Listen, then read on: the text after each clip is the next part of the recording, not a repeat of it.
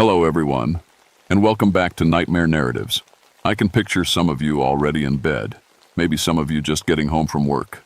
Wherever you are, whatever time it is, I'm glad you're here. If this helps you relax or sleep, please like and subscribe. It means a lot. Now let's get you comfortable, and I'll tell you tonight's story. My name is Solomon Driftwood, but everyone calls me Saul. I've been a park ranger for 9 years now, working the caves and mountains of Chattahoochee National Forest in northern Georgia. When people hear what I do for a living, they always ask the same thing. Aren't you scared down there in those dark holes? I used to laugh at that question. Used to. See, I grew up spelunking with my daddy in these same mountains. Started when I was 8 years old, following him through passages so narrow I had to crawl on my belly.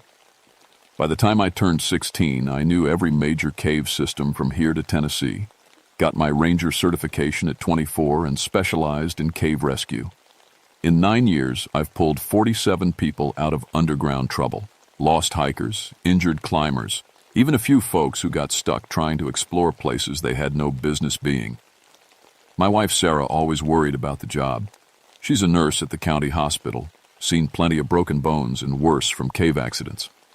Soul, she'd say, one day you're going to find something down there that finds you first. I'd kiss her forehead and tell her the only monsters in caves were bears looking for a warm place to sleep.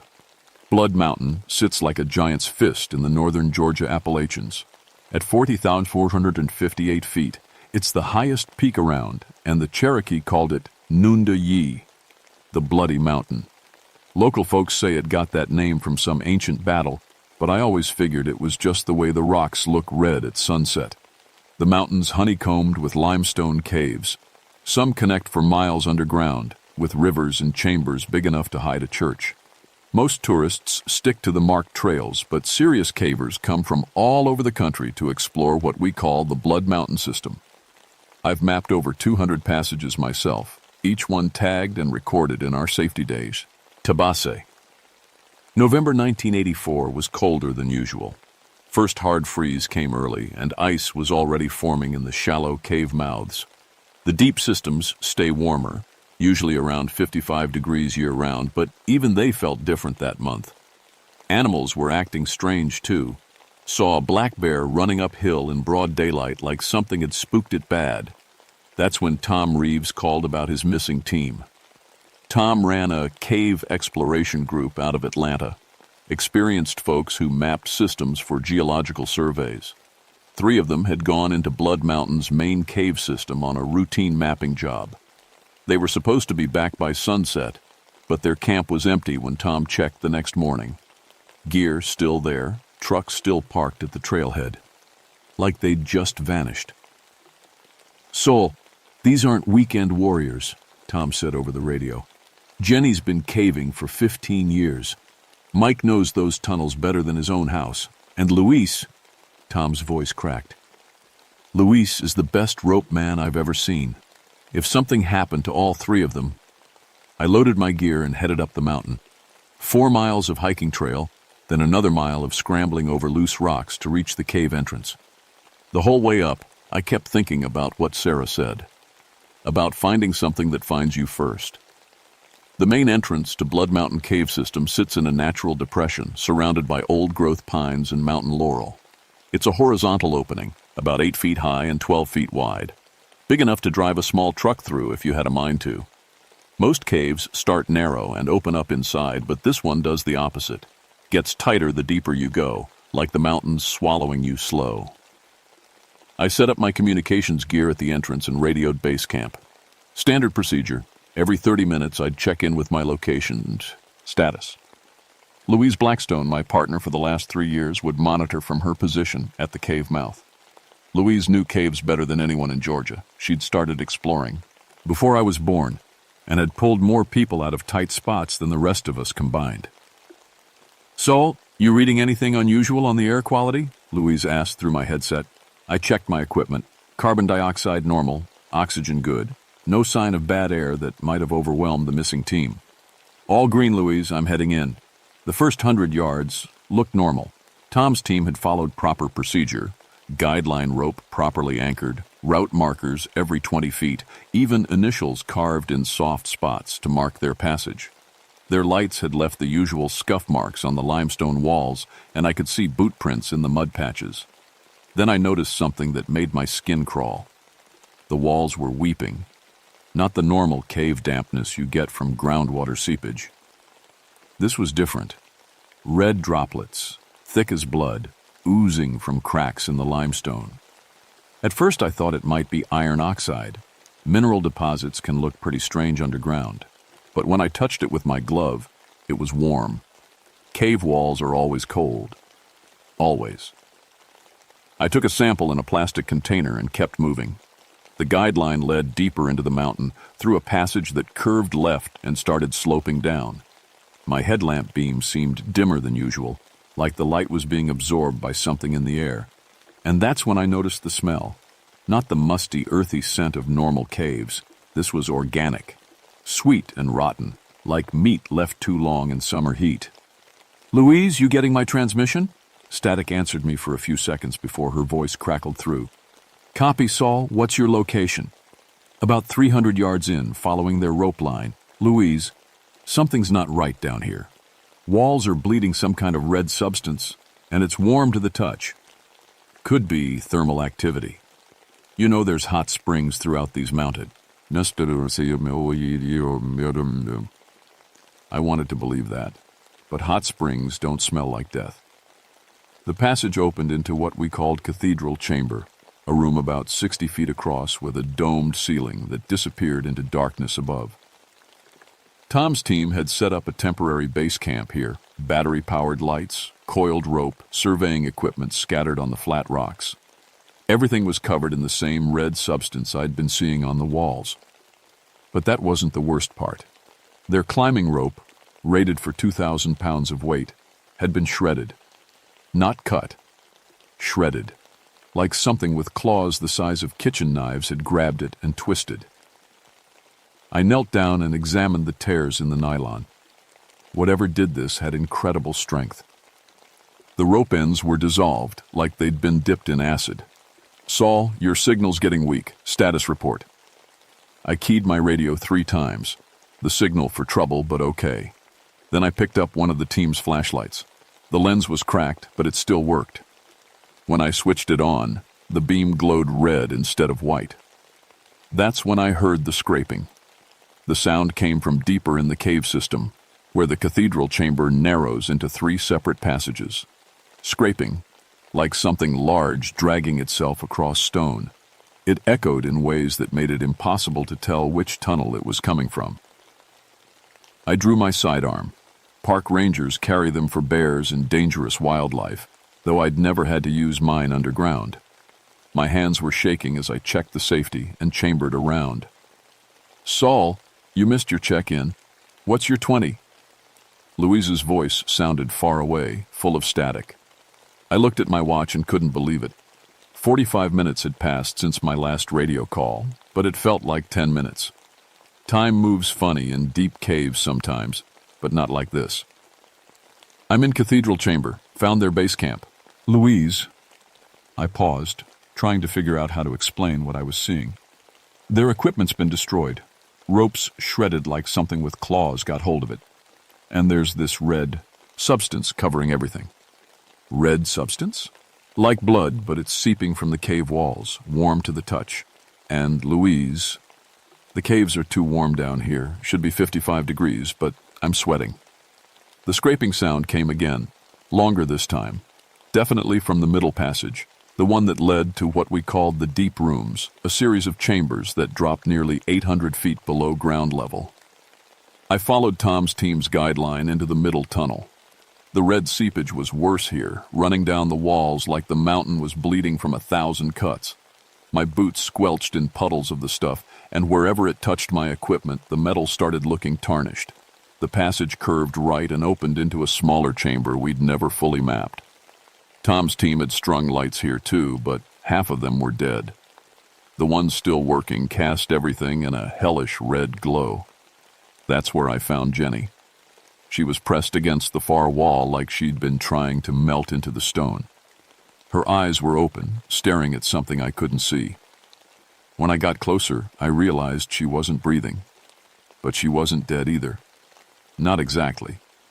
Her skin had a waxy, translucent look, and when I touched her neck to check for a pulse, she was warm.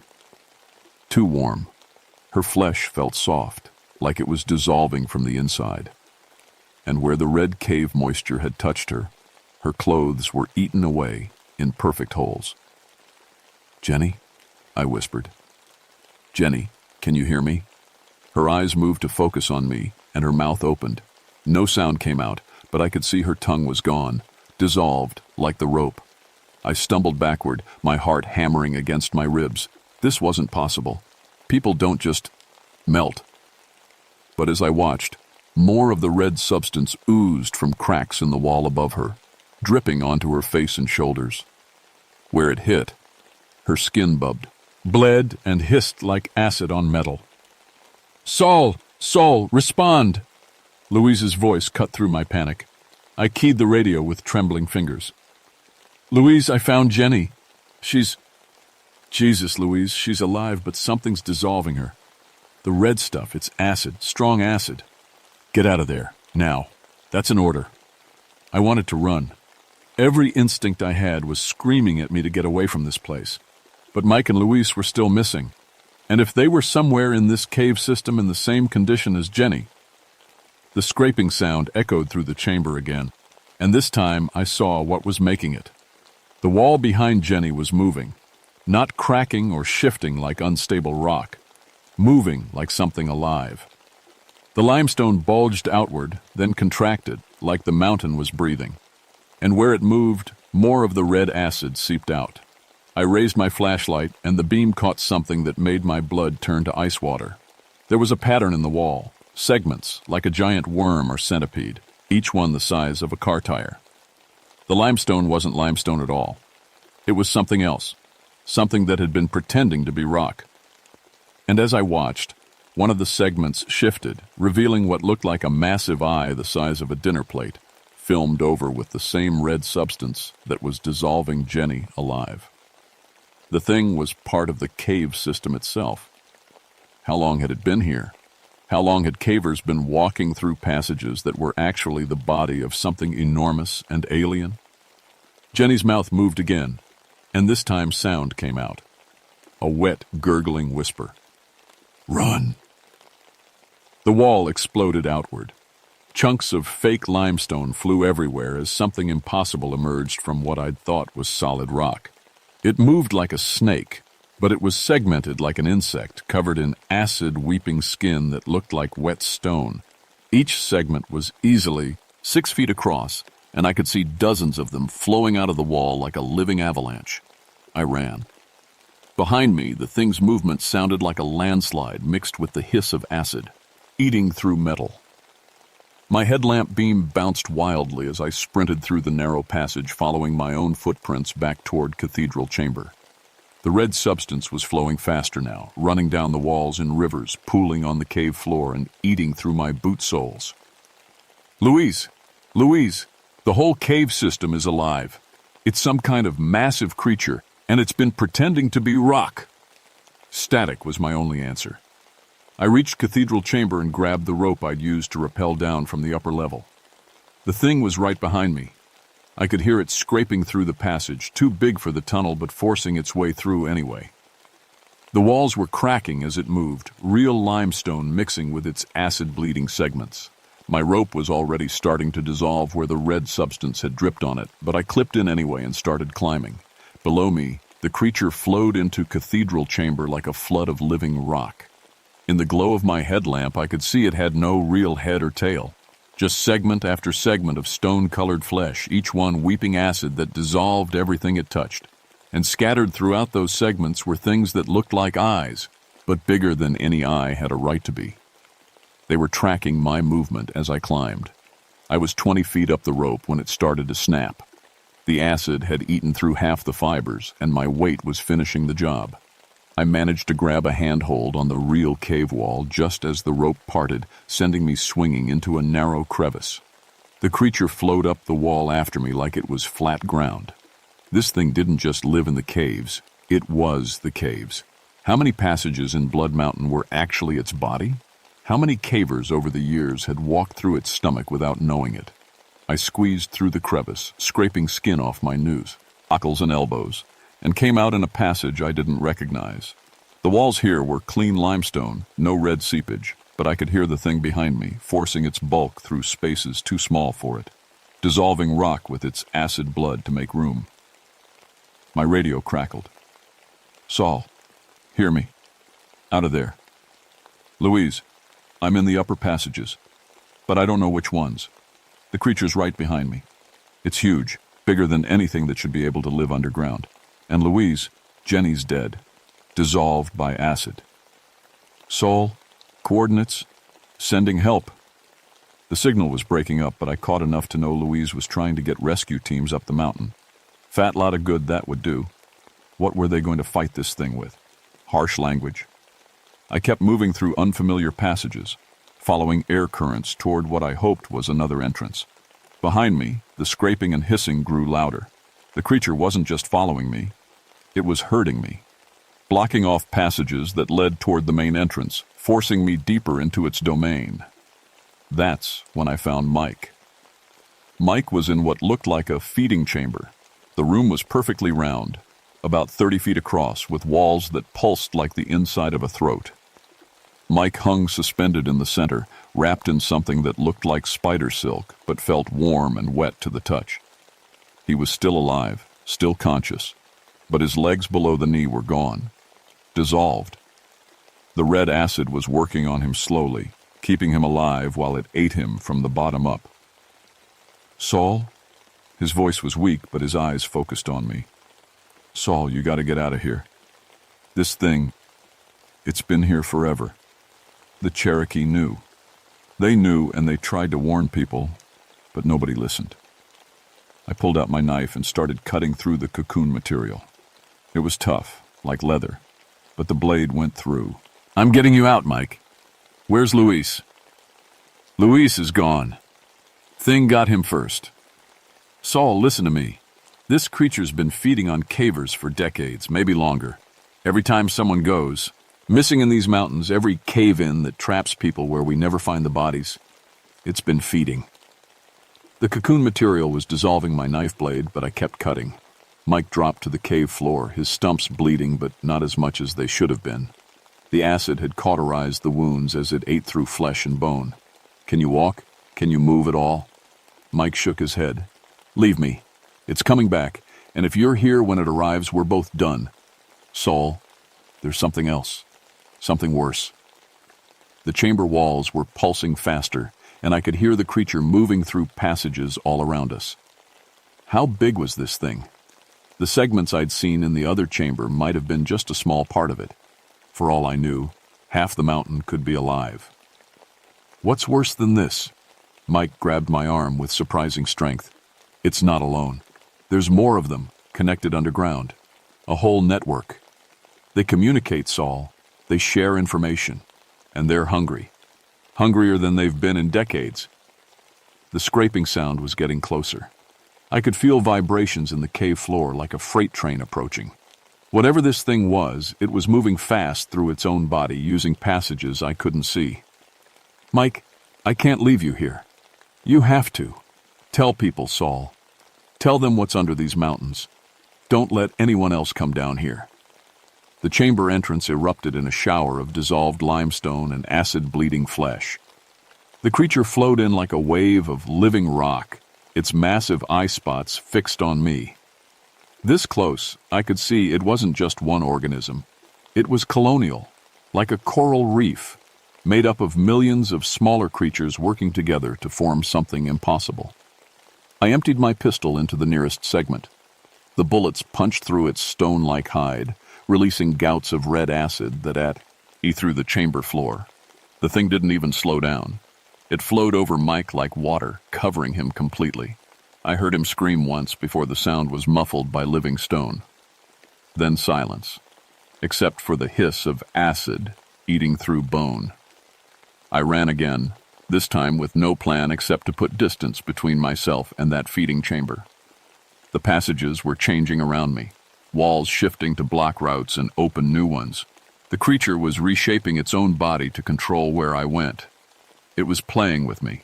My radio crackled again. Saul, position, mountains unstable, seismic activity. Seismic activity. Of course. Every time this thing moved, every time it reconfigured the cave system, it would register as small earthquakes. How long had geologists been detecting its movement and calling it natural? I found myself in another chamber, this one filled with what looked like stalactites and stalagmites. But when I got closer, I realized they weren't limestone formations. They were bones. Hundreds of them, maybe thousands, all partially dissolved, but still recognizable. Rib cages the size of oil drums, skulls that might have been human once, before the acid got to them. And scattered among the bone formations, pieces of equipment, helmets, ropes, lights, all eaten half away. This was the creature's larder. Decades of victims, stored and preserved in acid until it was hungry enough to finish digesting them. A sound behind me made me spin around. Not the scraping of the creature's movement. Footsteps. Luis walked out of a side passage, his caving gear intact, his headlamp working perfectly. He looked exactly like he had when Tom described him. The best rope man in Georgia, experienced and competent. Sol, thank God you're here. I've been lost in these tunnels for hours. Relief flooded through me. At least one member of the team was still alive, saying, ill unhurt. Luis, how did you avoid the creature? How are you not dissolved like the others? Luis smiled, and that's when I noticed his eyes. They were solid black, like pools of acid, and when he opened his mouth to speak, red liquid poured out. What creature, Saul? The thing wearing Luis's shape took a step toward me, its feet making wet, squelching sounds on the cave floor. As it moved, I could see through its fake skin to the segments underneath, the same stone-textured flesh as the creature in the feeding chamber. The mountain has been hungry, Saul. So very hungry. But you taste like fear. Fear is the best seasoning. I backed away, my empty gun still in my hand. You're not Luis. No, the thing agreed, still wearing Luis's face but speaking in a voice like grinding stone. Luis was delicious. Jenny, too. Mike lasted the longest. His fear was particularly sweet. But you, Saul, you've been mapping our body for years, walking through our passages, marking our chambers. We know you. We've been waiting for you. Behind the Luis thing, more shapes emerged from the bone formations. Cavers I recognized from old missing person reports, a family of hikers who'd vanished 3 years ago, all of them with black eyes and red liquid running from their mouths. We are hungry, Saul, and you are going to help us feed. The fake people moved toward me in perfect unison, their movements too coordinated to be human. I grabbed a sharp piece of bone, part of someone's femur, and held it like a club. Stay back. They kept coming. The Luis thing reached for me with hands that were already starting to dissolve back into segments of living stone. I swung the bone club and connected with its face. The impact sent shock waves up my arms like hitting concrete, but the thing's head caved in with a wet crunch. Red acid sprayed everywhere. Where it hit my jacket, the fabric dissolved instantly. Drops that landed on my hands burned like fire, eating through skin down to muscle in seconds. I screamed and stumbled backward, right into the arms of something else.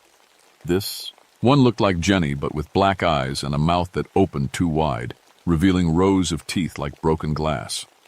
Saul, it whispered in Jenny's voice, we've been waiting so long to taste you. I drove the bone club up into its throat and twisted. More acid sprayed out, but I kept twisting until the fake head came loose from the neck. The body collapsed into a pile of stone segments, each one writhing and trying to reform. The other fake people were closing in. I ran for what looked like an exit passage, but the walls started closing like a throat swallowing. The creature was reshaping itself around me, trying to trap me in a space too small to move. I squeezed through just as the passage snapped shut behind me, the living walls coming together with a sound like breaking bones. My radio crackled one more time. Saul, if you can hear, Getting out. Whole mountains coming down. Louise's voice cut through the static, faint but clear. She was telling rescue teams to evacuate. The creature's movement was destabilizing the real geological structures of the mountain. I found myself in a passage that sloped upward. Real limestone walls, no red seepage, air moving toward what I hoped was the surface. But behind me I could hear the creature flowing through its own body, hunting me through passages that existed only when it wanted them to. How do you fight something that is the environment you're fighting it in? How do you escape from the inside of a living mountain? I was about to find out. The passage led to a chamber I'd never seen before, natural limestone carved by millions of years of water flow. But it wasn't empty. Emergency oxygen tanks were stacked against one wall. Old ones, the kind cave rescue teams used in the 1970s. Someone else had been here before, someone who'd known they might need to stay underground for a long time. I checked the tanks. 3. Each of them still had pressure. Not much, but enough. On the wall next to the tanks, scratched into the stone with something sharp, was a message. It sleeps for decades, wakes when disturbed. Fire makes it retreat. J. Crowfeather, 1963. J. Crowfeather.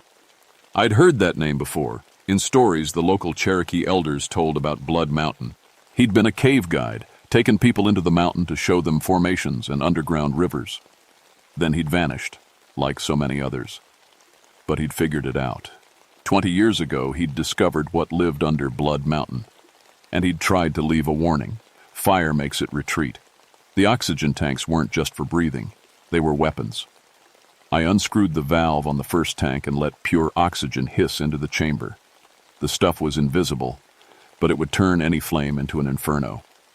Then I pulled out my emergency flare, the kind cave rescuers carry for signaling. The scraping sound was getting closer.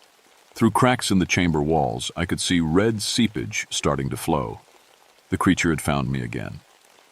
"Saul!" a voice called from the passage I'd just climbed through. It sounded like Sarah, my wife. "Saul, honey, I'm here to help you. I brought the other rangers." I knew it wasn't really Sarah. She was safe at the hospital in town, probably wondering why I hadn't called to check in. But hearing her voice, even distorted by acid and hunger, made something break inside my chest. "You don't get to use her voice," I said to the darkness. "You don't get to pretend to be someone I love." The fake Sarah walked into the chamber, and it was perfect. Every detail exactly right.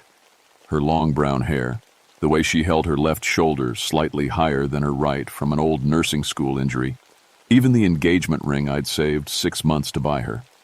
"Soul, what are you talking about? It's me. The other teams are right behind me. We're here to get you out." Behind fake Sarah, more shapes moved in the passage. Fake Louise, fake park rangers, even fake Tom from the caving group. All of them with black eyes and red liquid dripping from their mouths. "We know you, Saul," fake Sarah said, her voice loving and concerned. "We know how much you care about people, how you can't leave someone behind. That's why we chose these faces. That's why you're going to let us get close enough to touch you." I struck the flare. The chamber exploded into light and heat as pure oxygen turned a simple emergency flare into a blowtorch. The fake people shrieked and stumbled backward, their stolen faces melting like wax in the sudden inferno. But it wasn't enough. There were too many of them, and the fire wouldn't last long. I grabbed the second oxygen tank and opened its valve wide, then threw it at the cluster of fake people. The tank bounced off fake Sarah's chest and rolled into the passage beyond, hissing oxygen into the confined space. Then I struck my second flare and threw it after the tank. The explosion shook the entire mountain. Fire roared through the passages like a dragon's breath, fed by pure oxygen and decades of accumulated organic matter. The fake people vanished in the flames, their stolen shapes dissolving back into segments of stone-colored flesh that writhed and burned.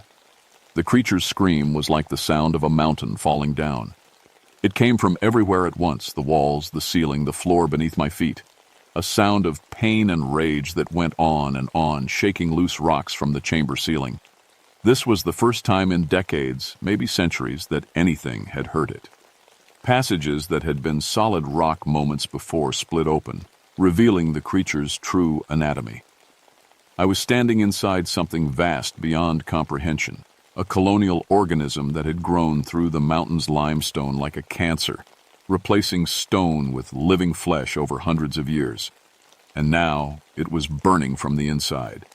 I ran toward what looked like a nachu, rail fissure in the rock, a crack leading upward that hadn't been there minutes before.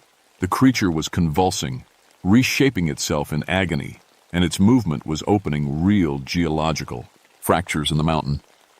Behind me, the fire spread through passages I'd walked through safely just hours before.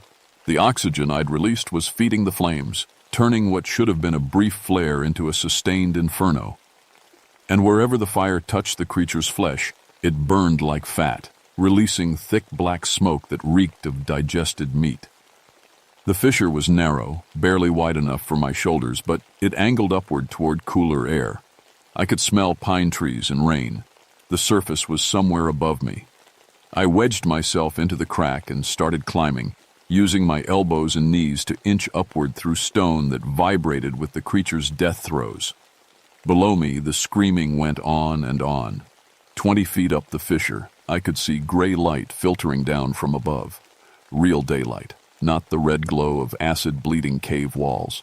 I climbed faster, scraping skin off my arms and legs, not caring about anything except reaching that light. The fissure opened onto a ledge halfway up Blood Mountain's eastern face. I crawled out into cold November air and lay gasping on real stone. Limestone that was actually limestone, not living flesh pretending to be rock. Below me, the mountain shuddered. Smoke poured from dozens of cave entrances as fire consumed the creature from within. Trees along the mountainside were falling as the ground shifted, real bedrock cracking as the dying organism's convulsions destabilized geological structures that had been stable for thousands of years. My radio crackled. "Saul, respond! We're reading massive seismic activity. The whole mountain's coming apart." "Louise," I gasped into the radio. "Louise, I'm on the eastern face, about halfway up. Send helicopters. And Louise, seal the caves, all of them. Use concrete, use dynamite, I don't care. Nothing can go back down there. Ever." "Sol, what happened? What did you find?" I looked back at the smoke pouring from the mountain and thought about Jenny dissolving against a cave wall, about Mike hanging in a feeding chamber, about fake people with black eyes and voices of the dead. I found what killed Tom's team. I found what's been killing cavers for decades. And I burned it alive. The helicopter found me 2 hours later, hypothermic and delirious, but alive. As they lifted me off the mountain, I could see the damage below. Dozens of cave entrances had collapsed. Trees were down for acres around the main cave system, and from every fissure and crack, black smoke continued to pour out, carrying the smell of burning meat up into the clean mountain air.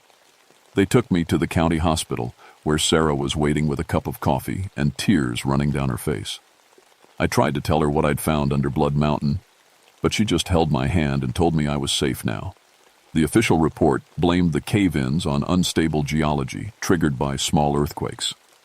Tom's missing team was listed as lost in the collapse, their bodies irretrievable. The cave system was permanently sealed with concrete barriers. But I knew the truth. And sometimes, late at night, I wondered if I'd really killed it, or just hurt it badly enough to make it sleep again. I quit the Park Service 6 months after Blood Mountain. Couldn't do it anymore. Couldn't walk into dark spaces without expecting the walls to start bleeding. Couldn't look at limestone formations without wondering if they were really rock or something else, something hungry, wearing rock's disguise. Sarah said it was PTSD from the cave-in, from losing Tom's team. She was right, but not in the way she thought. I'd seen something under that mountain that changed how I looked at the world. Made me understand that there are things sharing our planet we don't know about, things that have been here, were longer than humans, and will probably be here after we're gone. I took a job with the county sheriff's department.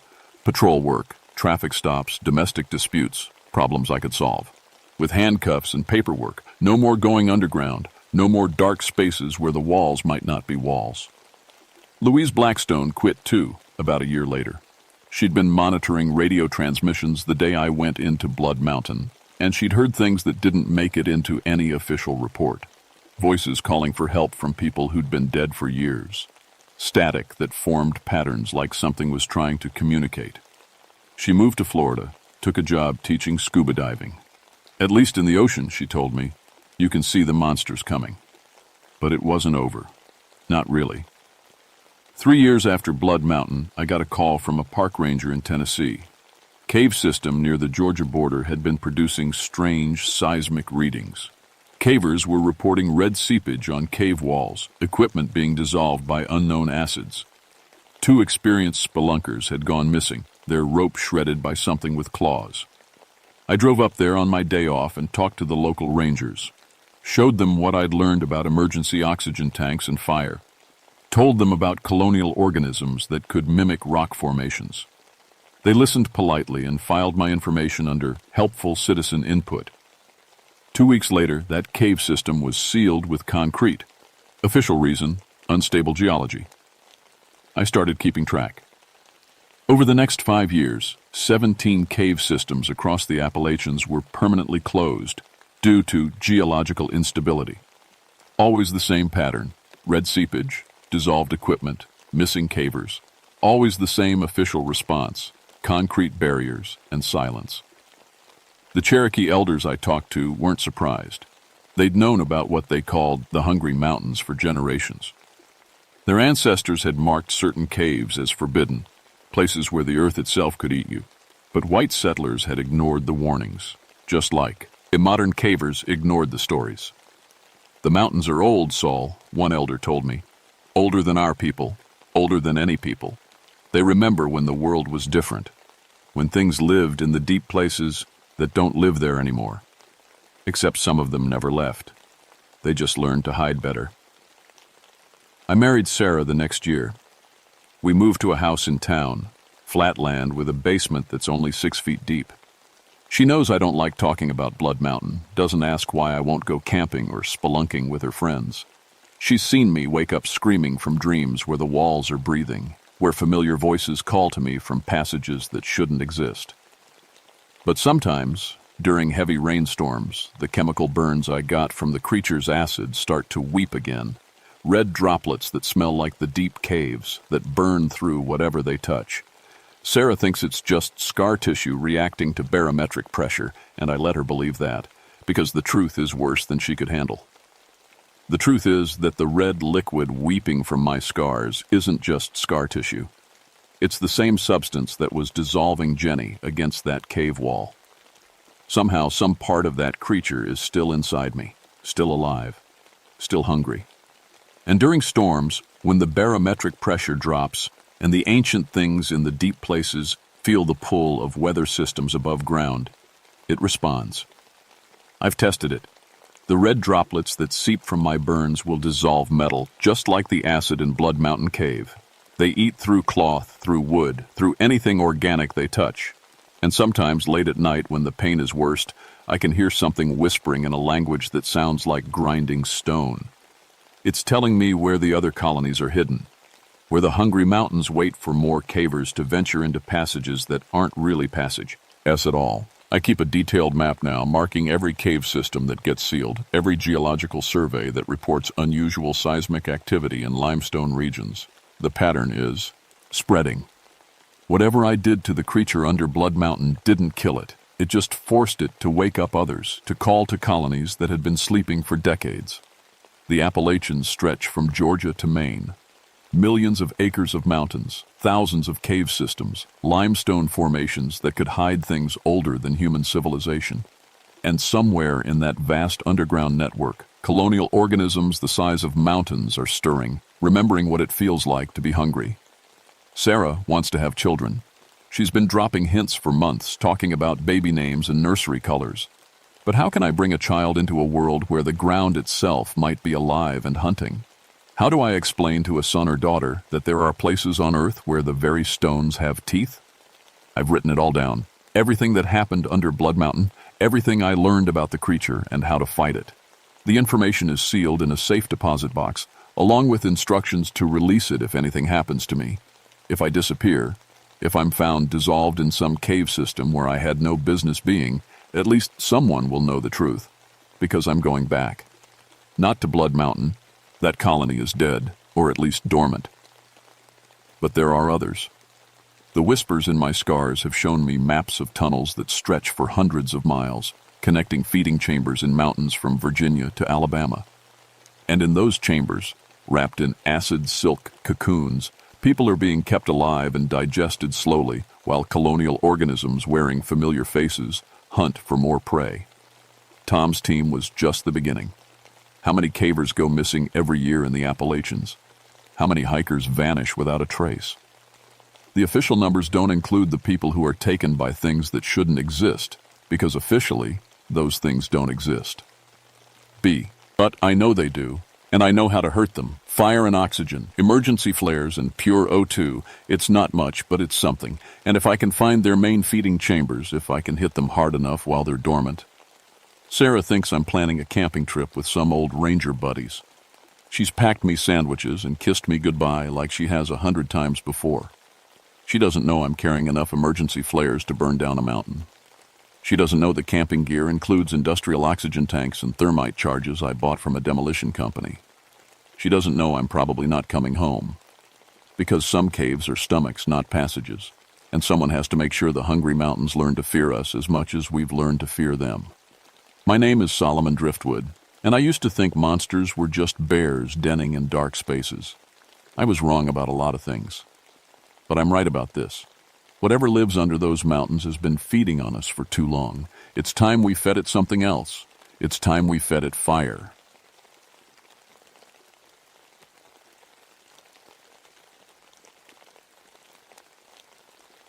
My name is Tobias Grimm, but everyone calls me Toby.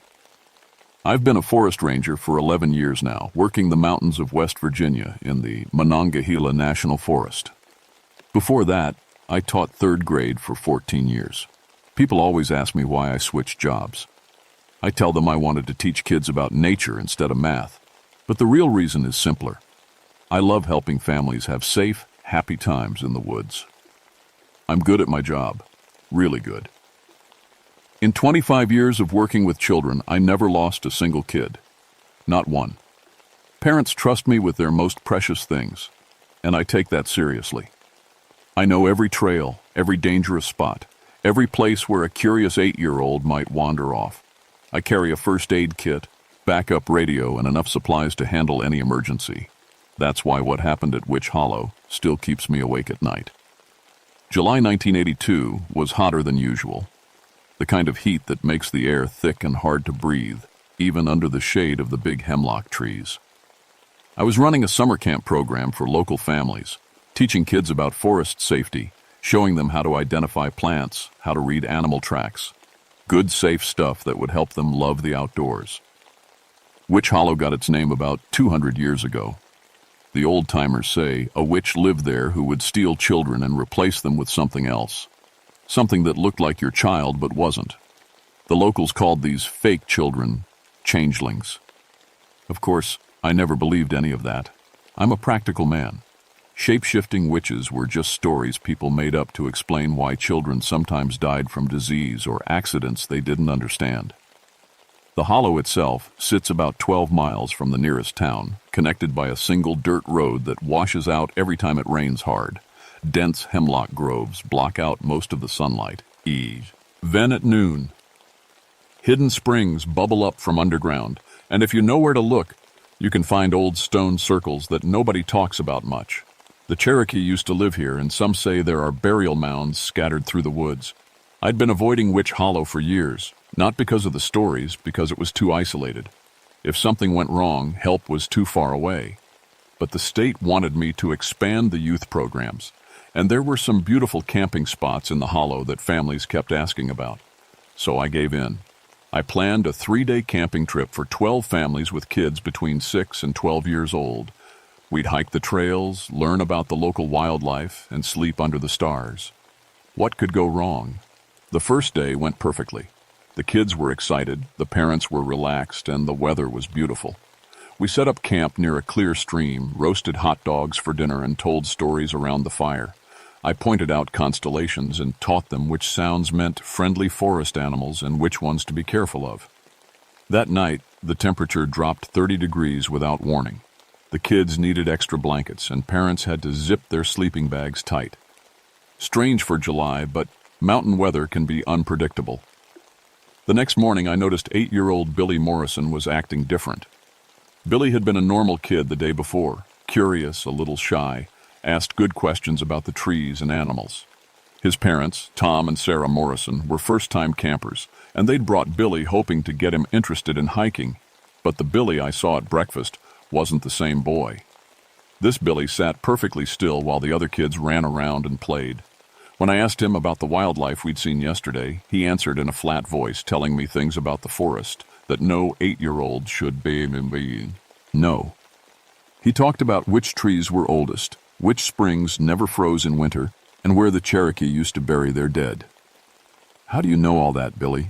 I asked. He looked at me with eyes that seemed too old for his face. "The hollow tells me things." His parents didn't seem to notice anything wrong. Sarah Morrison just smiled and said, "Billy's always been a smart boy. He reads a lot." But I'd worked with hundreds of kids. This wasn't smart. This was something else. When I tried to take pictures of the group with my Polaroid camera, the photos came out strange. Every shot with Billy in it was blurred or distorted, like something was moving even when he stood still. The other kids looked normal, but Billy appeared as a dark smudge. I checked my camera. It worked fine on pictures without Billy. At lunch, I noticed the animals acting weird around him. Squirrels that had been begging for food scraps the day before ran away when Billy approached. Birds went quiet when he walked under their trees.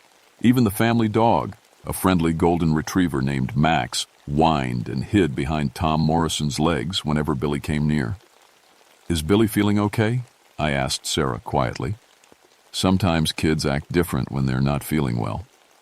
"He seems fine to me," she said. "Maybe a little tired from all the fresh air." But Billy didn't look tired. He looked empty, like someone had hollowed him out and was wearing his skin. That afternoon, we went on a nature walk. I was showing the kids how to identify poison ivy when Billy wandered off the trail. By the time I noticed and went after him, he was standing in a grove of hemlock trees about 50 yards away. "Billy, come back here," I called. He didn't move. He was staring down at something on the ground. When I reached him, I saw what had caught his attention. A small pile of clothes, child-sized clothes, half buried under fallen leaves and pine needles, a red t-shirt, tiny sneakers, underwear. All too small for any of the kids in our group, but they looked fresh, like they'd been there for only a few days. "Billy, what are you doing? Come on back to the group." He looked up at me with those strange old eyes. "Someone lost their clothes," he said calmly. "Yeah, looks like it. We should get back now." As we walked away, I looked back at Billy. He was walking normal, but something about his footprints in the soft earth made me stop. I knelt down to get a closer look. Billy's footprints showed 6 toes on each foot. I blinked hard and looked again. 5 toes. Normal feet. I shook my head. The heat must be getting to me. That evening, after the families had gone to bed, I couldn't sleep. I kept thinking about those clothes in the woods, Billy's strange behavior, the way the animals avoided him. I decided to take a walk around the camp just to check on things. The moon was almost full, bright enough to see without a flashlight. Everything was quiet except for the normal forest sounds, owls, insects, small animals moving through the underbrush. Then I heard humming. It was coming from the direction of the hemlock grove where we'd found the clothes. A child's voice, humming an old song I didn't recognize.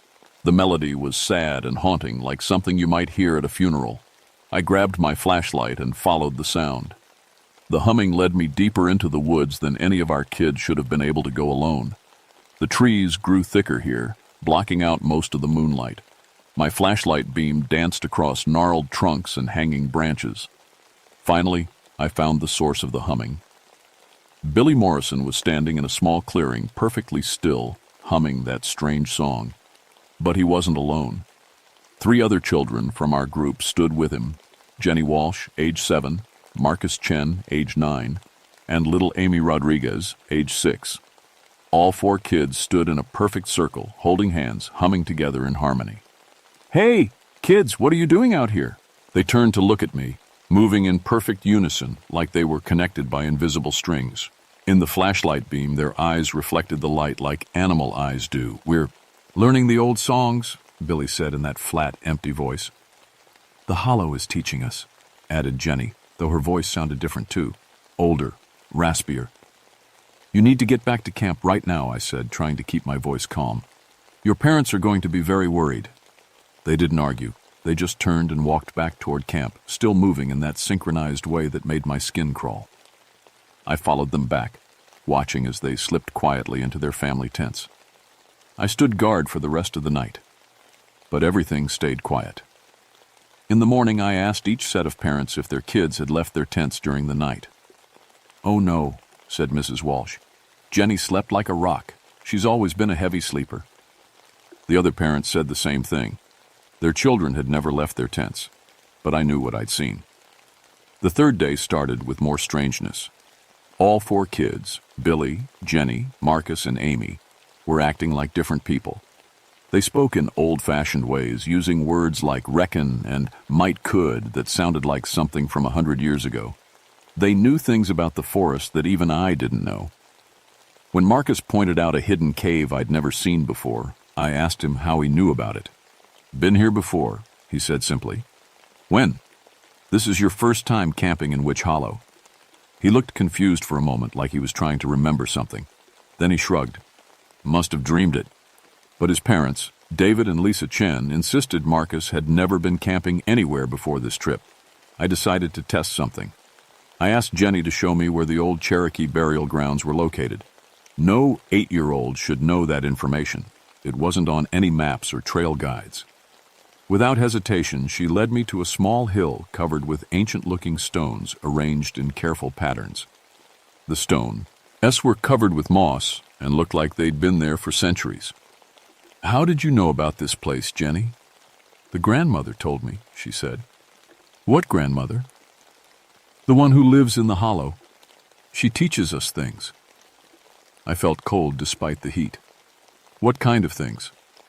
Jenny smiled. But it wasn't a child's smile. It was knowing and cruel.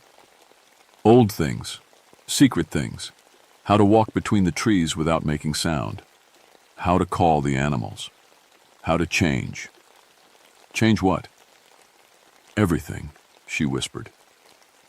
That afternoon, I made an excuse to take one of the kids back to town for medical supplies. Really, I wanted to call for help, maybe get some of the children checked out by a doctor. Something was very wrong, and I was starting to think it might be some kind of poisoning or infection affecting their behavior. I chose Billy because he'd been acting strange the longest. Tom Morrison agreed to come with us, though he still insisted Billy was fine. The drive to town was quiet. Billy sat in the back seat, staring out the window with those 2 old eyes. Every few minutes I glanced at him in the rearview mirror. At the clinic, Dr. Sarah Hendricks examined Billy thoroughly. Temperature normal, reflexes normal, no signs of illness or injury. But when she tried to take his picture for her records, the same thing happened as with my Polaroid. The image was blurred and distorted. "Strange," Dr. Hendricks muttered. "Must be something wrong with the camera." She tried again with a different camera. Same result. While Tom was talking to the doctor, I pulled Billy aside. "Billy, I need you to tell me the truth. Do you remember coming to Witch Hollow with your parents?" He nodded. "Do you remember the first day we were there? Playing games, roasting hot dogs?" He was quiet for a long moment. Then he said, "Sometimes I remember things that feel like dreams. A woman with long gray hair. She smells like dirt and old leaves. She shows me things." "What kind of things?" "How to be someone else." My blood went cold. "What do you mean?" But Tom Morrison came, back then, and Billy went quiet. On the drive back to camp, I kept glancing at Billy in the mirror. Once, just for a second, I could have sworn I saw an old woman's face looking back at me instead of a little boy's. When we got back to Witch Hollow, the other 3 changed children were waiting for us. They stood in a line at the edge of camp, perfectly still, watching our car approach. As Billy got out, they all smiled at the same time. That evening, I tried to convince the parents that something was wrong. I showed them the blurred photographs, told them about the strange things their kids were saying and doing. Kids have active imaginations, Tom Morrison said. Billy's just being creative. Maybe the altitude is affecting them, suggested Lisa Chen, making them a little dizzy or confused. Nobody wanted to believe their child had changed. Maybe parents never do.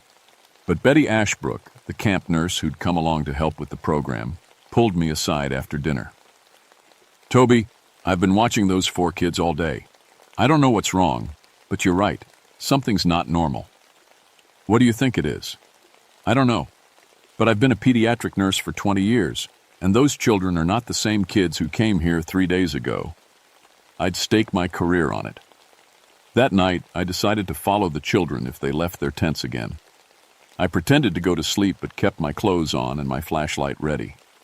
Around midnight, I heard the tent zippers opening. I waited a few minutes, then crept outside.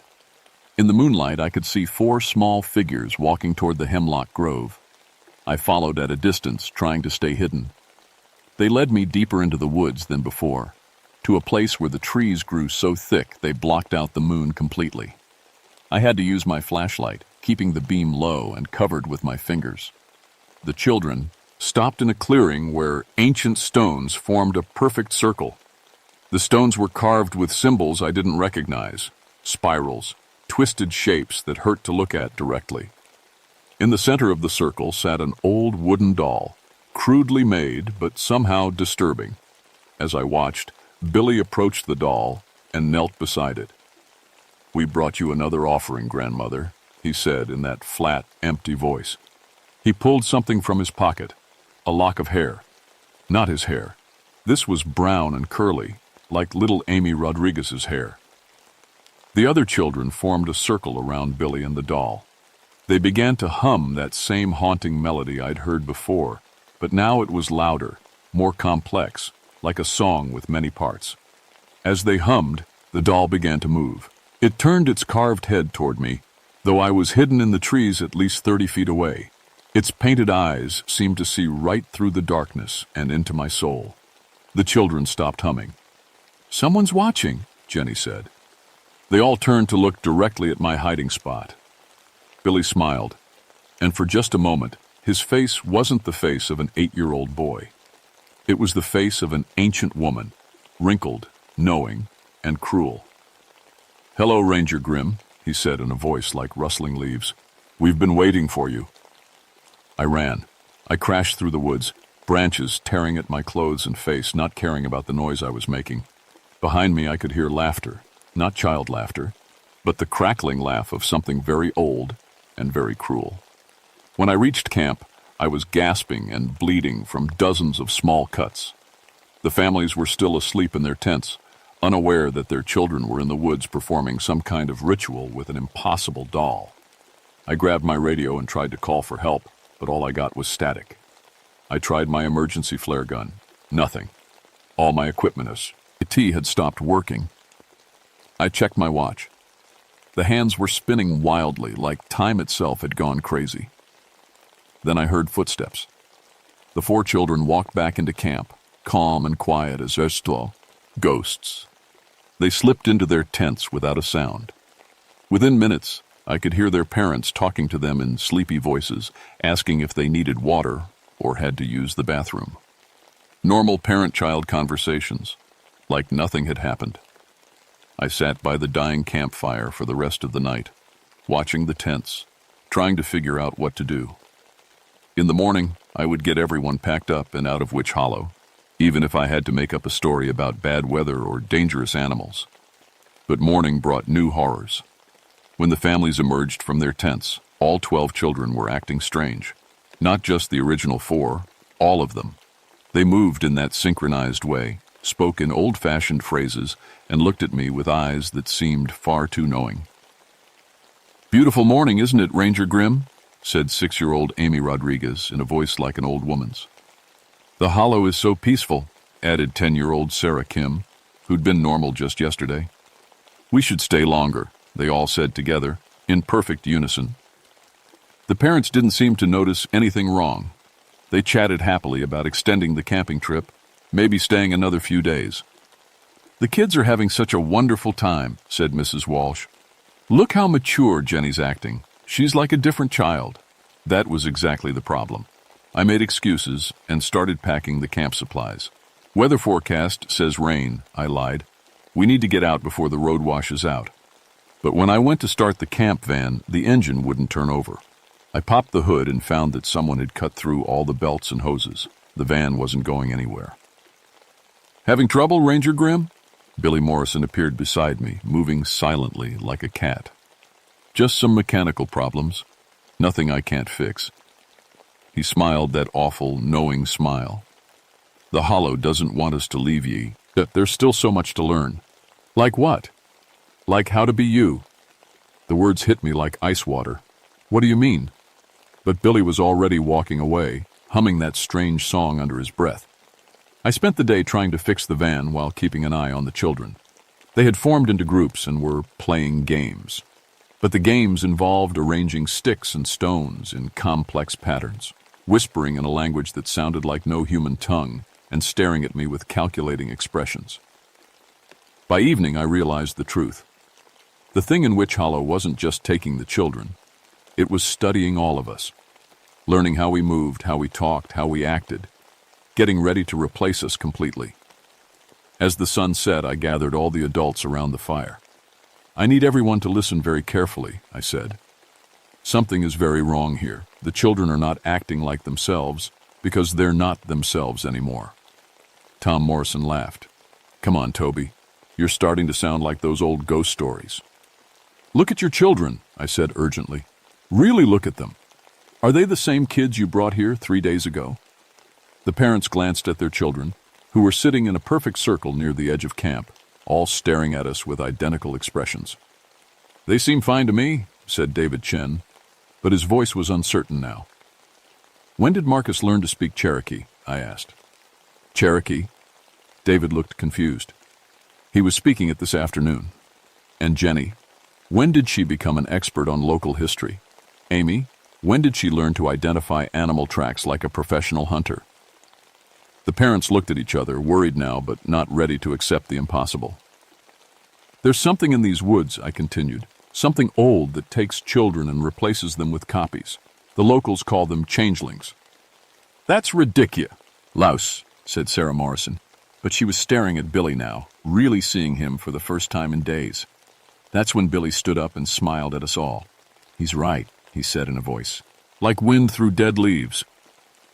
But you figured it out too late. All 12 children stood up at once, moving in perfect synchronization. They arranged themselves in a circle around our campfire, trapping us in the middle. 300 years I've lived in this hollow, Billy continued, though his voice was changing now, becoming higher and more feminine. 300 years of taking what I need to stay alive. Usually just one child at a time, but you brought me so many. The child that looked like Billy began to change. His face aged rapidly, skin wrinkling, hair turning gray and thin. His small body stretched and bent until he was no longer a little boy, but a hunched old woman in tattered clothes. The Witch of Witch Hollow, she said, and smiled with teeth like broken glass. Your children are safe, for now. Their spirits rest in my keeping while I learn to wear their faces. But soon, I'll have no more use for the originals. The other children were changing too, all becoming slightly different versions of the same ancient woman. 12 bodies, one evil spirit. What do you want? I asked, though I already knew. To be young again, to walk in the world beyond this hollow. Your face will do nicely, Ranger Grimm. You know these woods. You're trusted by families with children. Think of all the little ones you could bring to me. She was right. As a forest ranger, I had access to hundreds of families, thousands of children. If she took my place, she could feed forever. Never, I said. The witch laughed, a sound like breaking branches. You don't have a choice. But as she spoke, I remembered something. Earlier that day, while exploring the woods, I'd found an old, abandoned cabin. Inside were rusty iron horseshoes, forgotten tools from some long-dead settler. Iron.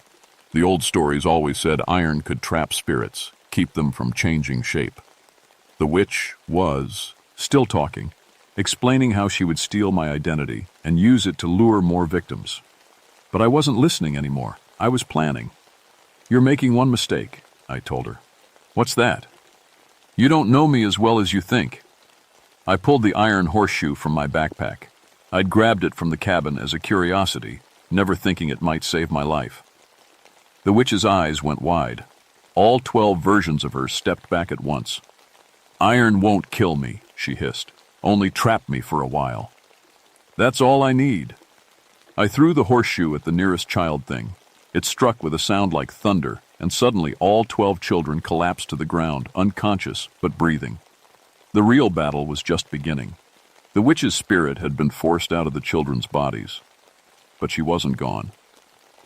I could feel her presence in the woods around us, angry and searching for a way back. The parents were in shock, finally seeing their children as they really were, pale, thin, barely breathing. Whatever the witch had done to them, they were fading fast. "We need to get them to a hospital," Mrs. Walsh said, cradling Jenny's limp form. "No time," I said, "and no way to get them out. The van's still broken, and even if it wasn't, they won't survive the trip." I thought about everything I'd learned over the past 3 days. The stone circle, the wooden doll, the Cherokee burial grounds. The witch had been feeding off this place for 3 centuries. There had to be a way to break her connection to it. "Betty," I called to the camp nurse, "I need you to watch the children. If any of them stops breathing, start CPR immediately." "Where are you going?" "To end this." I grabbed my flashlight and headed for the hemlock grove. Behind me, I could hear the witch's voice calling from the darkness. "You can't save them all, Ranger Grimm, even if you break my hold on this plague. Some of them have been gone too long. Their spirits have begun to fade." She was trying to make me hurry, make me panic and make mistakes. But I'd been in the woods long enough to know that panic gets you killed. I found the stone circle where I'd seen the ritual. The wooden doll was still there, now surrounded by small offerings.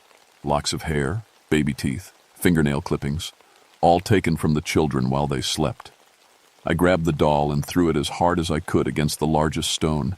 It shattered into pieces, and I heard a scream of rage echo through the forest. But it wasn't enough. The stones themselves were the real source of power. I remembered the iron horseshoe in my backpack. Iron disrupts spiritual energy, breaks magical connections. If I could place iron on each of the circle stones. I had 3 horseshoes from the abandoned cabin. Not enough for the whole circle, but maybe enough to weaken the witch's hold. As I placed the first horseshoe on a stone, the temperature dropped 20 degrees in seconds. Frost began forming on the ground despite the July heat. "Stop!" the witch's voice shrieked from everywhere at once. "You don't understand what you're doing!" "I understand perfectly," I said, placing the second horseshoe. "You're a parasite. You've been feeding off children for 300 years, and it ends tonight." The third horseshoe went onto the largest stone, the one at the center of the circle. The forest exploded with light. When my vision cleared, I was no longer alone. A Cherokee woman stood in the circle with me, elderly but strong, wearing traditional dress. Her presence felt warm and protective, completely different from the witch's cold hunger. "You have done well," she said in accented English. "But the iron will not hold her forever. The children's spirits must be returned to their bodies before dawn, or they will be lost." "How?" "She keeps them in the burial ground. You must go there and call them back. But beware, she will fight hardest at the end." The Cherokee woman began to fade. "Tell my people's descendants that the old protections still matter. Some things should not be forgotten." I ran through the woods toward the burial ground, crashing through underbrush and jumping over fallen logs. Behind me, I could hear the witch screaming with fury as the iron slowly drained her power. At the burial ground, I found what I was looking for. a deep depression in the earth surrounded by ancient stones. The witch had been using this sacred place as a prison for the souls she stole. "Children," I called into the darkness. "Billy, Jenny, Marcus, Amy, all of you, it's time to come home." At first, nothing happened. Then I saw them, faint, ghostly shapes rising from the ground, the spirits of 12 children, looking confused and frightened. "Follow me," I said. "Your parents are waiting." The ghost children began to move toward me, but the witch wasn't finished. She materialized in front of us, no longer bothering to wear a human shape. She was a thing of shadows and hunger, with eyes like black holes and claws like broken branches.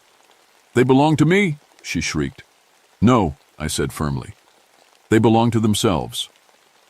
The witch lunged at me, but the iron horseshoes had weakened her. Instead of solid claws, her attack passed through me like cold wind. The children's spirits rushed past her, moving toward their bodies back at camp. But the witch had one last trick. She grabbed the spirit of little Amy Rodriguez, the youngest and weakest of the group. "I'll keep this one," she hissed, "as payment for what you've taken from me." Amy's spirit was fading, becoming transparent. In a few more seconds, she would be lost forever. I did the only thing I could think of. I grabbed one of the iron horseshoes and pressed it against the witch's form. The contact was like touching a live wire. Pain shot through my entire body, and I felt something cold and hungry trying to enter my mind. But I held on. The witch screamed and released Amy's spirit. The little girl's ghost rushed away toward camp, toward life. The witch began to dissolve, her form breaking apart like smoke in the wind. "This isn't over," she whispered as she faded. "Others will come. Others like me. The hollow will never truly be safe." Then she was gone. I ran back to camp as the first light of dawn touched the sky. The parents were gathered around their children, who were starting to stir and wake up. Billy Morrison opened his eyes and looked up at his father with recognition and love. Real love, not the empty mimicry I'd seen for days. "Dad," he said weakly, "what happened? I feel like I've been sleeping for a long time." One by one, the children woke up. They were weak and confused, with no memory of the past 3 days, but they were themselves again. All except one. Amy Rodriguez never woke up. Her body breathed, her heart beat, but her eyes remained closed. The doctors later said it was a rare heart condition that had gone undetected. Nobody questioned it. But I knew the truth. Amy's spirit had been held too long. Part of her never made it back. We got the children to the hospital. Most of them recovered completely, though some parents mentioned small personality changes, a new fear of the dark, difficulty sleeping, strange dreams about old women and deep woods. I wrote my official report as a medical emergency, possibly some kind of gas leak or toxic plant exposure that caused hallucinations and disorientation. The state accepted it without question. Nobody wanted to investigate too closely. I quit youth programs after that. I still work as a forest ranger, but I stick to trail maintenance and fire prevention now. I can't trust myself around children anymore. What if I miss something? What if there are other things in the woods, other hungry spirits waiting for innocent victims? Sometimes, late at night, I get reports of similar incidents from other rangers across Appalachia. Children acting strange after camping trips, families who come back from the mountains, somehow different. The old woman was right. The Witch of Witch Hollow was just one of many. So I'll leave you with this warning. If you take your children camping in the old mountains, watch them carefully. Make sure they stay close to camp at night. And if they start acting different, if they seem to know things they shouldn't know, if animals avoid them, if their photos come out blurred, don't make excuses. Get them away from the woods immediately. Because sometimes the thing that comes home with you isn't your child at all. And sometimes, when I look in mirrors, I catch a glimpse of someone else looking back. Someone with ancient eyes and a cruel smile. The witch was wrong about one thing. She said this wasn't over. She was right.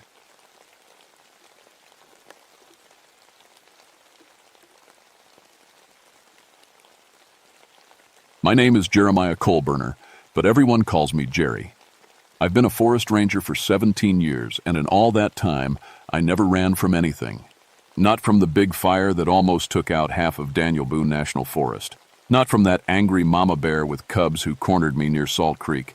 Not even when I had to catch a mountain lion with nothing but my bare hands and a rope. But I ran from the howler. People in the hills around Devil's Backbone Ridge have been telling stories about that thing for as long as anyone can remember. They say it's a beast that makes men go crazy, makes them do things they'd never think of doing, jump off cliffs, walk into fires, worse things. I always figured those were just stories, excuses for men who couldn't handle the mountains. The mountains can break you if you're not strong enough. I've seen it happen plenty of times. City folks come up here thinking they know what they're doing, and the wilderness shows them different. My family knows about being broken by these hills. My wife Sarah died 5 years ago from cancer. My boy Tommy died 3 years back in a mining accident over in Harlan County. He was only 19. After that, I asked for the most remote posting they had. I wanted to be alone with the trees and the rocks and the silence. That's how I ended up at Devil's Backbone Ridge. It's a mean piece of land, that ridge. Like someone took a knife and cut a line across the mountain. The trail runs along the spine with steep drops on both sides that'll kill you if you slip. When the morning mist rolls in, you can't see more than 10 feet in any direction. It's 20 miles from the nearest town, and the only way up is a foot trail that takes most of a day to climb. Perfect for a man who wants to be left alone. I had a little ranger station up there. Just a cabin, really, with a radio and some basic supplies. My job was to watch for fires and keep an eye on the wildlife. Sometimes hunters would come through, but not often. Most people were scared of Devil's Backbone. They said it was haunted. I lived up there for 2 years without any trouble. Sure, the wind sounded strange at night, howling through the rocks, and sometimes the mist would play tricks on your eyes, making shapes that looked almost like people. But that's just mountain life. You get used to it. Then came March of 1975. The weather was warming up, and the last of the winter snow was melting. The mist was thicker than usual that morning, and everything was real quiet. Too quiet, now that I think about it. Usually you'd hear birds singing, squirrels chattering, maybe a deer moving through the brush. But that morning, nothing. I was drinking my coffee on the cabin porch when I heard the radio crackle to life. "Jerry, you there?" It was dispatch down in the valley. "I'm here, Charlie. We got a problem up your way. 3 hunters went up Devil's Backbone 2 days ago. Their families are worried sick. They were supposed to be back yesterday." I sighed and set down my coffee. "I'll take a look around. Probably got lost in the mist." "Maybe. But Jerry, their truck's still at the trailhead. Keys inside. Looks like they just walked away from it." That was strange. Hunters are careful with their vehicles. You don't leave a truck unlocked in the mountains, not if you want to find it the same way you left it. "I'll head down the trail and look for them," I said. "Appreciate it, Jerry. Their names are Bill Morrison, Jake Peters, and Danny Holbrook. All from Corbin. Good men, experienced hunters." I packed my gear and headed out into the mist. The trail was slippery from the melting snow, and I had to be careful not to lose my footing. The drop on either side was maybe 300 feet straight down into jagged rocks. About 2 miles down from my cabin, I found the first sign of the hunters, some candy bar wrappers and cigarette butts beside the trail. They'd stopped here for a break. Nothing unusual about that. But then I noticed something else. Scratches in the rock face beside the trail. Deep scratches, like claw marks, but they were huge, bigger than any bear I'd ever seen. And they were fresh. I knelt down to get a better look. The scratches went deep into the granite, like whatever made them had claws as hard as steel. I'd been tracking wildlife for 17 years, and I'd never seen marks like these. That's when I heard it for the first time. A howl that came from deep in the valley below. But it wasn't like any animal sound I'd ever heard. It was long and low, with something in it that made my skin crawl. Something that made me want to cover my ears and run. But I didn't run. Not yet. The howl died away, leaving the mountains silent again. I stood there listening, waiting for it to come again, but there was nothing. Just the sound of my own breathing and the drip of melting snow. I kept following the trail, looking for more signs of the hunters. About a mile further down, I found their camp. 3 sleeping bags, a cold fire pit, and gear scattered around like they'd left in a hurry. But left for where? I searched around the campsite and found tracks leading away from the trail. Boot prints in the soft earth heading toward the edge of the ridge. I followed them, my heart starting to beat faster. The tracks led right to the cliff edge. And there they stopped. I looked over the side, and that's when I saw them. 3 bodies at the bottom of the ravine, maybe 200 feet down. They looked like tiny dolls from up there, broken and still. I got on my radio right away. "Charlie, I found them. They're at the bottom of Dead Man's Drop. All 3. Jesus, how'd they fall?" I looked at the tracks again. They led straight to the edge, like the men had walked right off the cliff. But that didn't make sense. Experienced hunters don't just walk off cliffs in broad daylight. Heck, I don't know yet. I need to get down there and take a look. "Be careful, Jerry. We'll send a recovery team, but it'll take them most of the day to get up there." I found a way down the side of the ravine using my ropes and climbing gear. It took me an hour to reach the bottom. When I got to the bodies, what I saw made my blood turn cold. The men hadn't just fallen, they'd jumped. I could tell by the way they'd landed, the way their bodies were positioned. But that wasn't the worst part. The worst part was their faces. I've seen plenty of dead men, car accidents, hunting accidents, heart attacks in the woods. But I'd never seen faces like these. They were twisted up with fear, like they'd seen something so terrible it had driven them out of their minds. Their eyes were wide open, staring at nothing. Their mouths were open too, like they'd been screaming when they jumped. Bill Morrison, the oldest of the 3, was still holding his rifle. But he'd thrown away his pack, his water, everything else, like he'd been running from something and didn't care about anything except getting away. I searched around the bottom of the ravine, looking for clues about what might have scared them so bad. That's when I found the paw prints. They were in the soft mud near a little creek. Huge prints, bigger than my whole hand. They looked almost like wolf prints, but a wolf would have to be the size of a small horse to make tracks that big. And there was something else about them that didn't look right. The claws were too long, too sharp. And there were only 4 toes instead of 5. I took some pictures with my camera and made plaster casts of the best prints. Then I climbed back up to the top of the ridge. The sun was starting to get low, and I didn't want to be down in that ravine after dark. Something about this whole situation had me spooked. Back at my cabin, I tried to make a sense of what I'd seen. 3 experienced hunters scared so bad they jumped off a cliff. Giant claw marks in solid rock. Paw prints from something that shouldn't exist. I made myself some dinner and sat on the porch, watching the sun go down behind the mountains. The mist was starting to roll in again, thicker than before. And as it got dark, I started hearing sounds. First, it was just the usual night sounds, owls hooting, branches creaking in the wind. But then I heard something else. Footsteps. Big, heavy footsteps, like something large was walking around my cabin. I grabbed my flashlight and my rifle and went outside. The beam of my light barely cut through the thick mist. I couldn't see more than a few feet in any direction.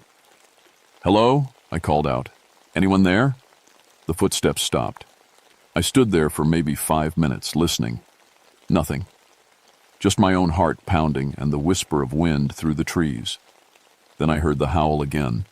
It was closer this time, maybe only a few hundred yards away, and it was different from before. This time, mixed in with that terrible animal sound, I could swear I heard something else. A voice, a human voice calling for help. But that was impossible. The only people on Devil's Backbone Ridge were at the bottom of Dead Man's Drop, and they weren't calling for anything anymore.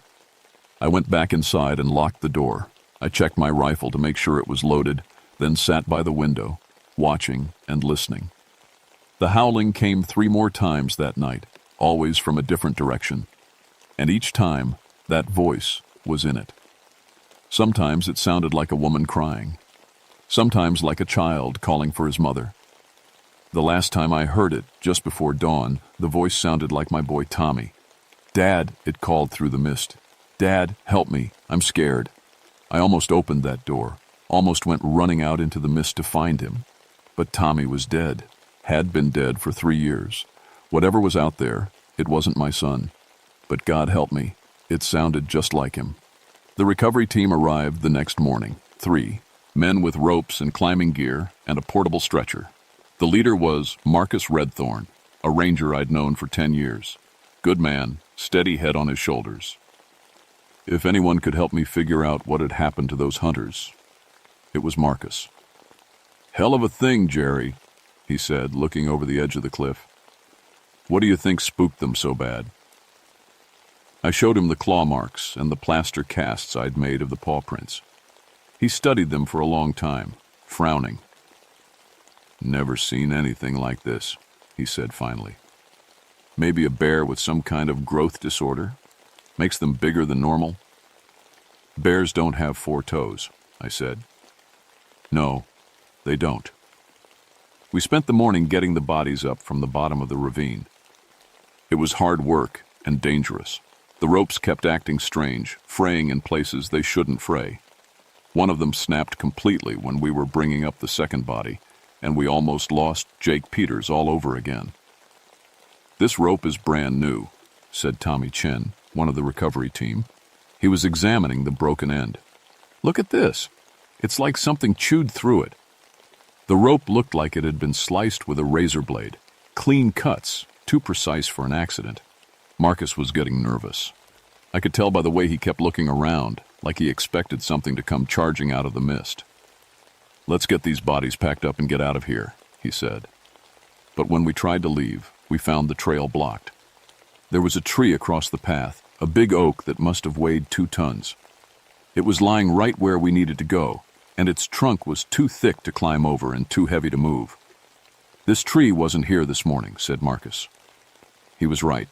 We'd come up this same trail just a few hours ago and there had been no tree, but here it was, blocking our way like a gate. "Must have fallen while we were working," said Tommy Chen. But he didn't sound like he believed it. The tree hadn't fallen. The stump was still standing, and there were tool marks on it. Axe marks, but made with an axe bigger than any man could swing. And the marks were fresh. Wood chips were still scattered around the base. "We'll have to go around," said Marcus. "Take the old mining trail." The mining trail was dangerous, barely more than a goat path along the steepest part of the ridge, but it was the only other way down. We loaded the bodies onto the stretcher and started along the narrow trail. The mist was getting thicker, and the temperature was dropping. I could feel something watching us, following us.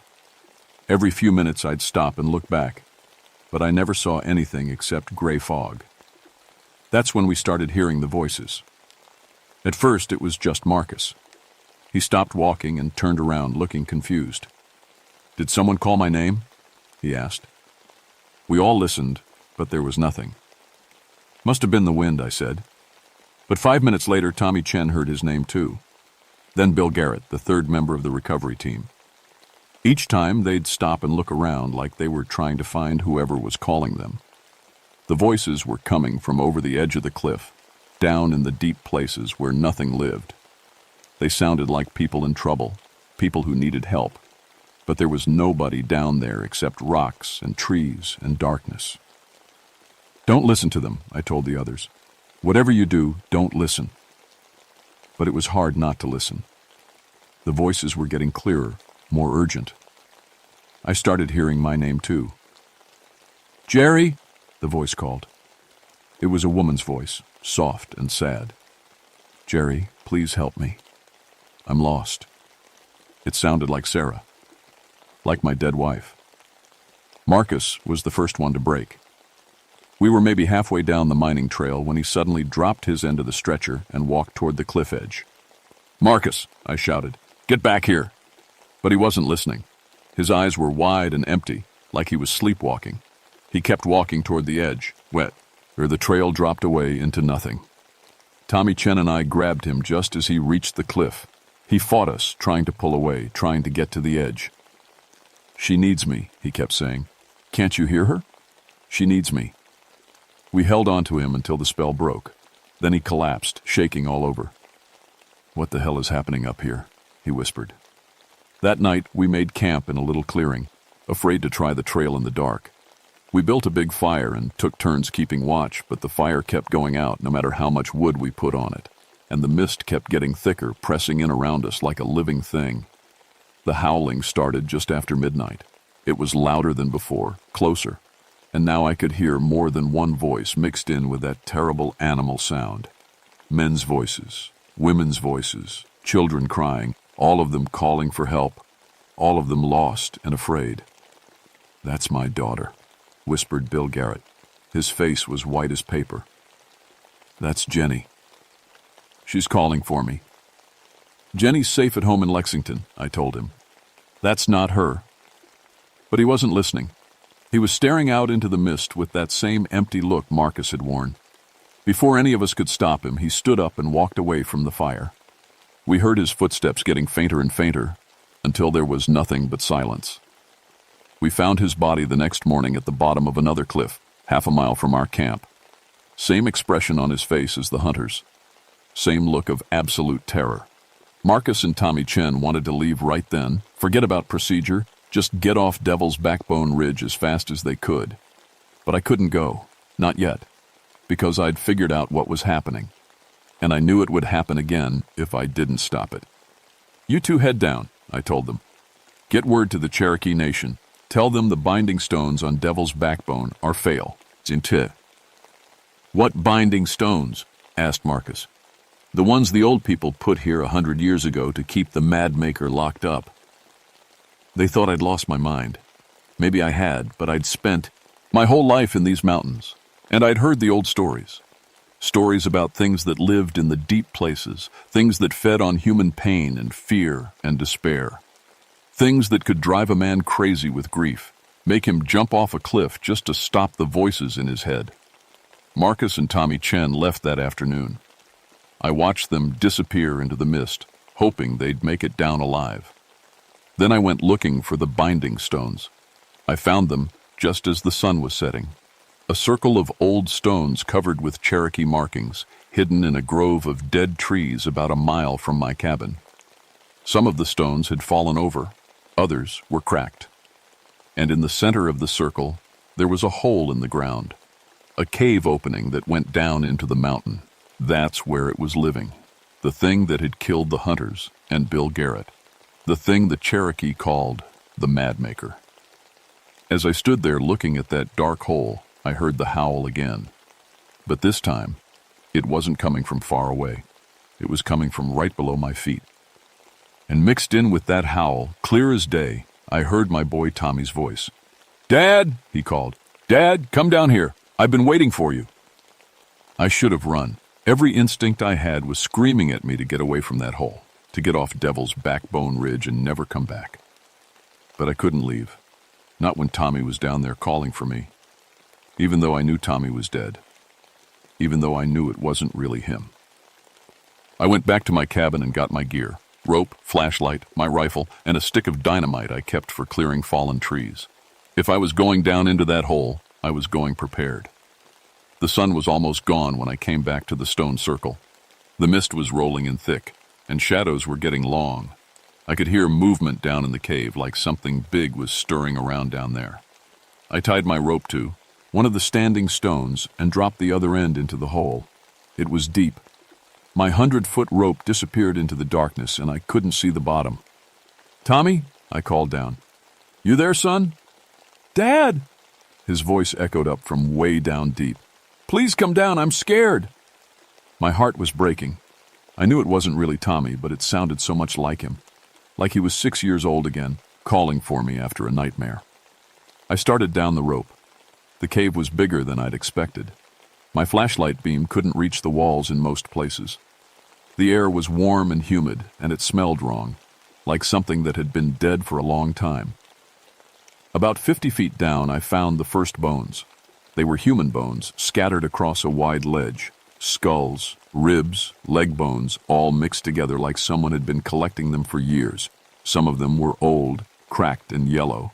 Others looked fresh. "Dad, I'm further down," Tommy's voice called. "Keep coming." Against every bit of sense I had, I kept going. The cave got bigger as I went deeper.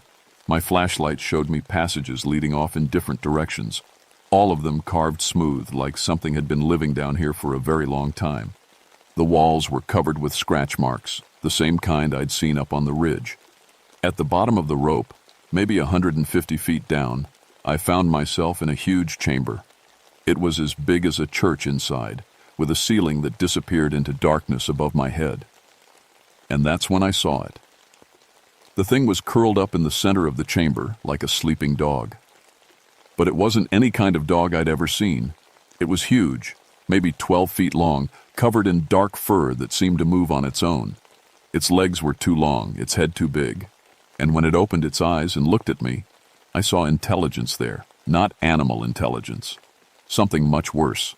"Hello, Jerry," it said. And it was using Tommy's voice. I raised my rifle, but my hands were shaking so bad I could barely hold it. "You're not Tommy," I said. "No," it agreed.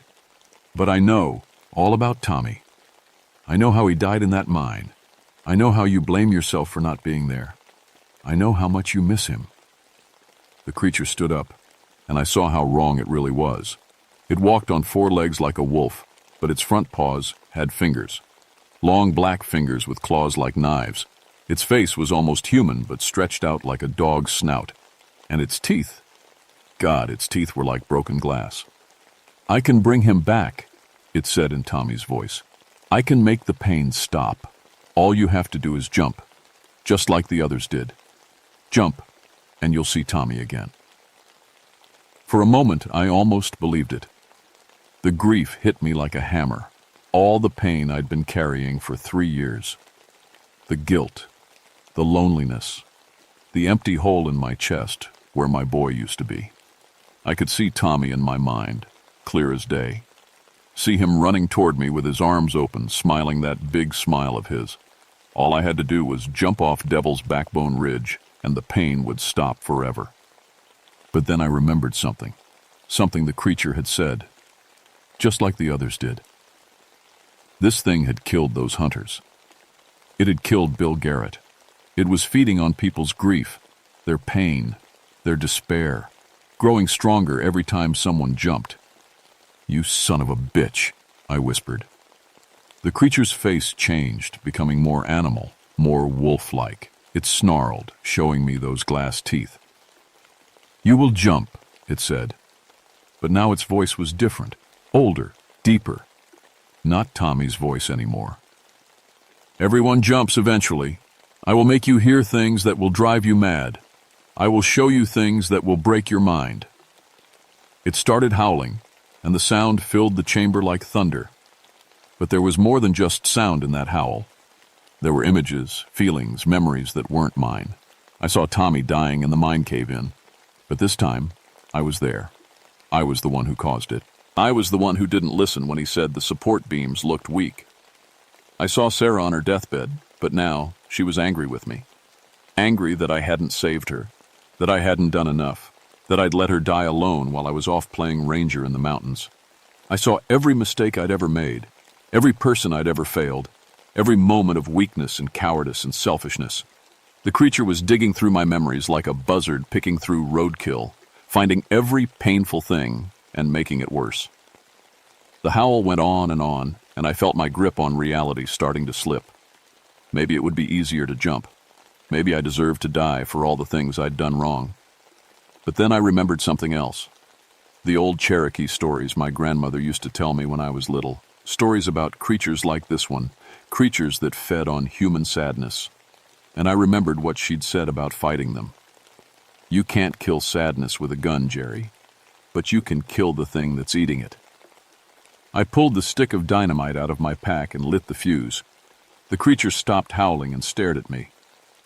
"What are you doing?" it asked. "Finishing what the Cherokee started," I said.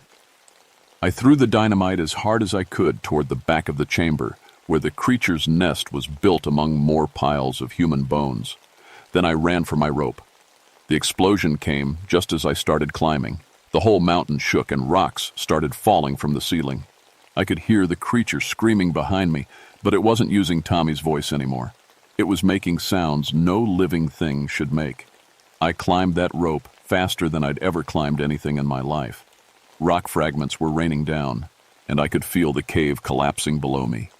My lungs were burning, and my arms felt like they were going to tear off, but I kept climbing.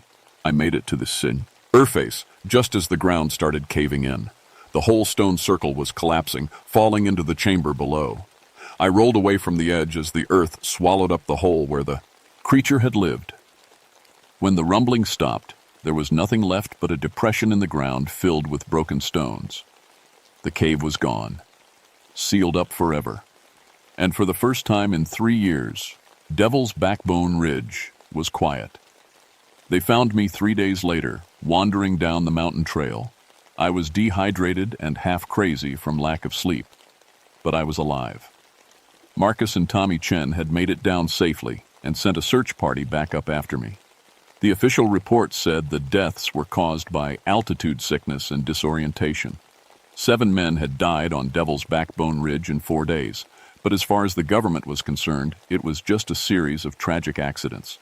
They closed the ridge to hikers and hunters, put up warning signs about unstable geological conditions. I spent 3 weeks in the hospital. The doctor said I had a severe nervous breakdown brought on by stress and isolation. They gave me pills for depression and anxiety, told me I needed to take time off, maybe find a new line of work. I didn't try to tell them about the creature. Who would have believed me? I retired from the Forest Service and moved down to the coast of North Carolina. Got a little house near the beach where I can see the ocean from my front porch. The sound of waves is different from the sound of wind in the mountains. Gentler. It doesn't make you think about voices calling from dark places. But I still have the nightmares. And on windy nights, when the waves are loud and the house creaks in the salt air, I sometimes think I hear it. That howl, carried on the wind from 1,000 miles away, mixed in with Tommy's voice, calling my name. Marcus Redthorn came to visit me last month. He's working with the Cherokee Nation now, helping them identify other places where the old binding stones might be failing. Places where things like the Mad Maker might be getting loose. It's not just Devil's Backbone, he told me. We've had reports from all over the Appalachians. Hikers going missing, people jumping off cliffs for no reason, whole families found dead in their cars, with expressions of absolute terror on their faces. He showed me a map with red pins stuck in it. Dozens of them, scattered across Kentucky, Tennessee, West Virginia, North Carolina. Each pin marked a place where people had died in ways that didn't make sense. The Cherokee elders say their ancestors bound hundreds of these things, Marcus said, locked them away in deep places where they couldn't hurt anyone. But the bindings are old, and they're breaking down. He leaned forward, and I could see the fear in his eyes. Jerry, we need your help. You're the only person who's ever faced one of these things and lived to tell about it. We need to know how to fight them. I thought about it for a long time. Thought about going back to the mountains, back to the dark places where things like the Mad Maker wait for grieving men to come close enough to hear their lies. I can't, I told him finally. I'm sorry, Marcus, but I can't go back up there. If I hear that howl again, if I hear Tommy's voice, I don't think I'll be strong enough to resist it a second time. Marcus nodded like he understood, but I could see the disappointment in his face. After he left, I sat on my porch and watched the sunset over the ocean. The waves rolled in steady and peaceful, washing the beach clean with every tide. Down here, the dead stay dead. Down here, grief is just grief, not something that feeds monsters in the deep places. But I know the mountains are still up there, full of shadows and mist and things that shouldn't exist. And I know that somewhere, other rangers and hikers and hunters are hearing voices in the wind. Voices of people they've lost. Voices that sound real enough to follow, off the edge of a cliff. I keep Marcus's phone number by my telephone, just in case I ever get brave enough or crazy enough to go back. But so far, the ocean is louder than the mountains. So far, the voices can't reach me here. So far,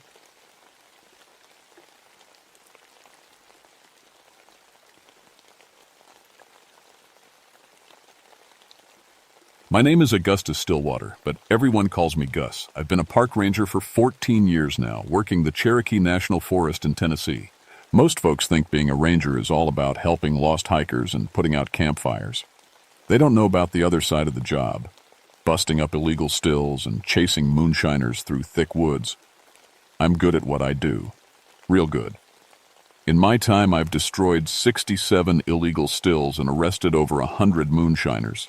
Used to be a sheriff's deputy before this, so I know how criminals think. My ex-wife Sarah used to say I was too good at catching people doing wrong things.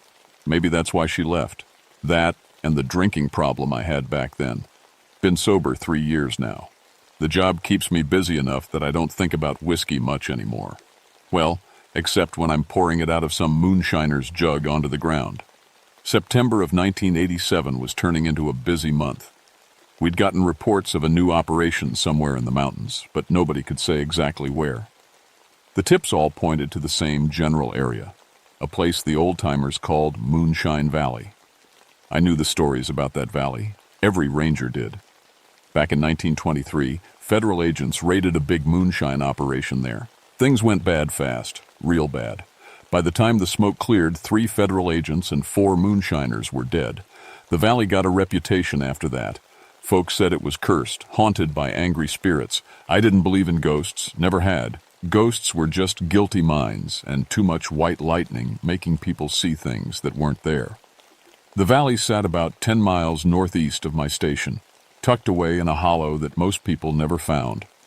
Only one way in, a narrow gap between 2 ridges that you'd miss if you didn't know exactly where to look. I'd been there a few times over the years, always hoping to catch someone cooking shine. Never found anything but old foundations and rusted equipment from decades past. But this time felt different. The reports were too specific, too recent. Someone was making moonshine in Moonshine Valley again, and it was my job to stop them. I loaded my truck with everything I'd need: camera for evidence, sledgehammer for destroying equipment, first aid kit, and my .38 service revolver. The forecast called for cool weather, typical for early September in the mountains. Perfect weather for making illegal whiskey, actually. Cool nights meant better temperature control for the distilling process. The drive up to the valley took about an hour on winding mountain roads. I parked at the bottom of the ridge and hiked up the old trail. The woods were quiet, too quiet. Usually you'd hear birds, squirrels, something. But as I got closer to the valley, everything went silent. The gap between the ridges was just wide enough for one person to walk through. I'd been through it maybe a dozen times before, but today something felt wrong. The air was colder than it should be, and there was a smell I couldn't place. Not the usual forest smells of leaves and dirt. Something else. Something that made my nose wrinkle. I squeezed through the gap and down into the valley. It was just like I remembered. A hidden hollow, maybe half a mile long and a quarter-mile wide. A small stream ran through the middle, and there were the old foundations where stills used to operate back in the day. A few abandoned cabins dotted the far end, their roofs long since caved in. But something was different this time. As I walked toward the stream, I could smell it stronger now. That sharp, sweet smell of fermenting corn mash. Someone had been making moonshine here recently. I pulled out my camera and started looking around. That's when I found it, a complete moonshine.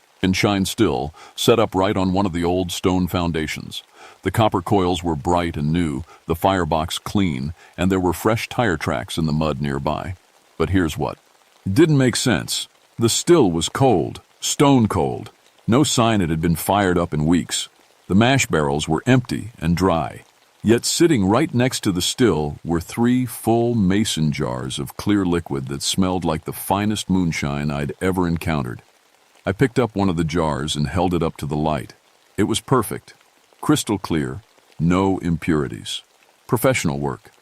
But if nobody had been operating this still, where did this whiskey come from? That's when I noticed my radio crackling. I pulled it from my belt and tried to call the station. Instead of hearing dispatch, I heard music. Old-timey music, the kind they played in the 1920s. Fiddles and banjos and some singer crooning about Prohibition blues. I changed frequencies. Same music. Changed again. Still the same. I looked around the valley again, and that's when I felt it. Like someone was watching me. The temperature seemed to drop another 10 degrees. and the hair on the back of my neck stood up. 14 years of busting stills, and I'd never felt spooked like this. But there was something wrong with Moonshine Valley. Something that made my hands shake as I photographed the evidence and made my notes. I decided to come back the next morning with backup. Whatever was going on here, I didn't want to face it alone. I called Ranger Patricia Millwood that night. Pat had been with the Forest Service for 8 years and knew these mountains better than anyone. If strange things were happening in Moonshine Valley, she'd want to know about it. "You found what?" she asked when I described the still and the fresh moonshine. "I know how it sounds," I said, "but the evidence is right there. Someone's making high-quality shine, but there's no sign anyone's actually been operating the equipment." Pat was quiet for a moment. "Gus, I've got some old files here about that valley. Federal records from the 1923 raid. You might want to see them." The next morning, Pat met me at my station with a cardboard box full of yellowed papers and old photographs. The files made for grim reading. The raid had been planned for months. Federal agents had gotten word that the valley was home to one of the biggest moonshine operations in Tennessee. What they didn't know was that the moonshiners had been tipped off. "Look at this," Pat said, showing me a photograph. It was the same valley I'd been in yesterday, but from 1923. I could see the stills operating, smoke rising from the fires, men working around the equipment. In the background, barely visible, were the federal agents moving in for the raid. The next photo showed the aftermath. Bodies scattered around the stills. Blood on the ground. Equipment destroyed by gunfire. 3 agents died, Pat said. James Morrison, William Hayes, and Thomas Wilson. All of them were young men, early 30s. They left behind wives and children. I studied the photos more carefully. That's when I noticed something that made my blood run cold. One of the agents in the photo looked exactly like me. Not similar, exactly like me. Same height, same build, same face. Even his name was similar. Agent Augustus Morrison. "Pat," I said, pointing to the photo, "look at this agent." She leaned in and her face went pale. "Jesus, Gus, that could be your twin brother." We decided to go back to the valley together. This time I brought extra equipment, a better camera, more film, and a digital thermometer. I wanted to document everything properly. The hike up to the valley seemed longer this time. Pat was unusually quiet, and I could tell the files had spooked her too. When we reached the gap between the ridges, she stopped. "You feel that?" she asked. I did. The temperature had dropped at least 20 degrees. My thermometer read 45 degrees, but it was supposed to be in the mid-60s today. We squeezed through the gap and into the valley. Everything was exactly as I'd left it, except for one thing. The 3 mason jars of moonshine were gone. "Maybe an animal knocked them over," Pat suggested. But there were no broken jars, no spilled liquid, no smell of moonshine. The jars had simply vanished. I started photographing the still again while Pat explored the old cabins. That's when my camera started acting up. Every time I pointed it toward the still, the image in the viewfinder went fuzzy. But when I pointed it anywhere else, it worked fine. "Gus," Pat called from one of the cabins, "you need to see this." I walked over to where she was standing. She was holding 3 metal badges, tarnished but still readable. Federal agent badges. The names on them were Morrison, Hayes, and Wilson, the 3 agents who died in the 1923 raid. "Where did you find these?" I asked. "Just lying on the ground inside the cabin," she said. "But look at them, Gus. They're not 64 years old. They look like they were dropped yesterday." She was right. The badges were too clean, too shiny. They should have been completely rusted through after all these years in the mountains. That's when we heard it. The sound of gunfire echoing through the valley. But not modern gunfire. These were the sharp cracks of old rifles and the deeper booms of shotguns. We both hit the ground, reaching for our weapons. But the shooting stopped as suddenly as it had started. When we looked up, there was nobody else in the valley. Nobody at all. "What the hell was that?" Pat whispered. I didn't answer because I was staring at the trees near the still. Fresh bullet holes had appeared in the bark, still smoking. I walked over to examine them. The holes were at different heights, as if there had been a running gun battle between men taking cover. I touched one of the bullet holes. It was warm. "Pat," I said, "we need to get out of here. Now." But as we started toward the gap, Pat grabbed my arm. "Listen," she said. I could hear voices, faint at first, too, hen getting louder, men shouting to each other, calling out warnings and commands. The voices had an old-fashioned sound to them, the kind of accent you heard in movies about the 1920s. "Federal agents, you're surrounded. Like hell we are. This here's our valley. Put down your weapons. Come and take them, you government bastards." The voices seemed to be coming from all around us, but we couldn't see anyone. Then the gunfire started again, loud and close. We could hear bullets whining past us, could see muzzle flashes from behind trees and rocks. Pat and I ran for the gap, stumbling and falling in our panic to get out. Behind us, the battle raged on, shouts and screams and the terrible sounds of men dying. We didn't stop running until we reached our trucks. Even then, we could still hear the faint sounds of gunfire coming from the valley. "What did we just see?" Pat asked, her hands shaking as she tried to light a cigarette. I didn't have an answer. I'd been a lawman for over 20 years, and I'd never experienced anything like this. But one thing was clear. Whatever was happening in Moonshine Valley wasn't natural. And somehow, I was connected to it. That agent in the photograph, Augustus Morrison, looked exactly like me. That couldn't be coincidence. As we drove away, I made a decision. I was going back to that valley. Whatever was happening there, I needed to understand it. Because I had a feeling that Agent Morrison and I shared more than just a name and a face. I couldn't sleep that night. Every time I closed my eyes, I saw that photograph of Agent Morrison. The resemblance was impossible, like looking at myself in period clothing. Pat had taken copies of all the files, and we spent hours going through them, looking for any explanation. What we found made things worse. Agent Augustus Morrison had been 41 years old when he died, same age as me. He'd been a sheriff's deputy before joining the federal agents, just like me. He'd been divorced and had a drinking problem. The similarities were too many to be coincidence. "There's something else," Pat said, pointing to a witness statement from 1923. "Look at this." An old mountain woman named Granny Hutchins had lived near the valley. After the raid, she told investigators that the valley was cursed. She said the spirits of the dead would never rest until the truth came out about what really happened that day. According to Granny Hutchins, the federal agents had been betrayed. Someone in the Moonshiner operation had been working with the government, feeding them information. But at the last minute, the informant had gotten cold feet and warned the Moonshiners. That's why the raid went bad so quickly. She says here that the betrayer was never caught, Pat said, and that all the spirits, agents and Moonshiners both, are trapped in the valley, doomed to fight the same battle over and over again. "You don't believe that?" I said. Pat looked at me seriously. "After what we saw yesterday, I'm starting to." The next morning, I went back to the valley alone.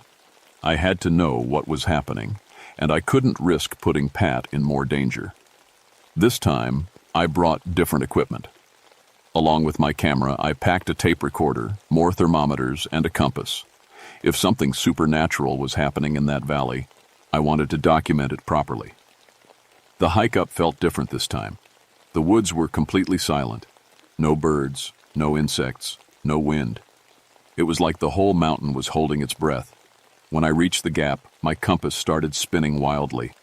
The needle couldn't find magnetic north. It just spun around and around like it was confused. I squeezed through into the valley and immediately knew something had changed. The still was operating. Smoke rose from the firebox underneath the copper coils. I could hear the bubbling of boiling mash and see steam coming from the condenser. Someone was making moonshine right now in broad daylight, but there was nobody there. I approached the still carefully, my hand on my service weapon. The fire was burning hot, the mash was bubbling, and fresh moonshine was dripping from the coil into a collection jug, but there was no one operating the equipment.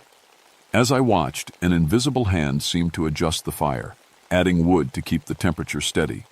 Another invisible presence checked the mash barrels, stirring them with a long wooden paddle that moved by itself. I started taking pictures, but my camera was acting up again. Some photos came out normal. Others showed figures that weren't visible to my naked eye. Shadowy men in 1920s clothing working around the still. That's when I heard footsteps behind me. I spun around and saw him, Agent Augustus Morrison, walking toward me through the valley. He looked exactly like me, but dressed in a federal agent's uniform from 1923.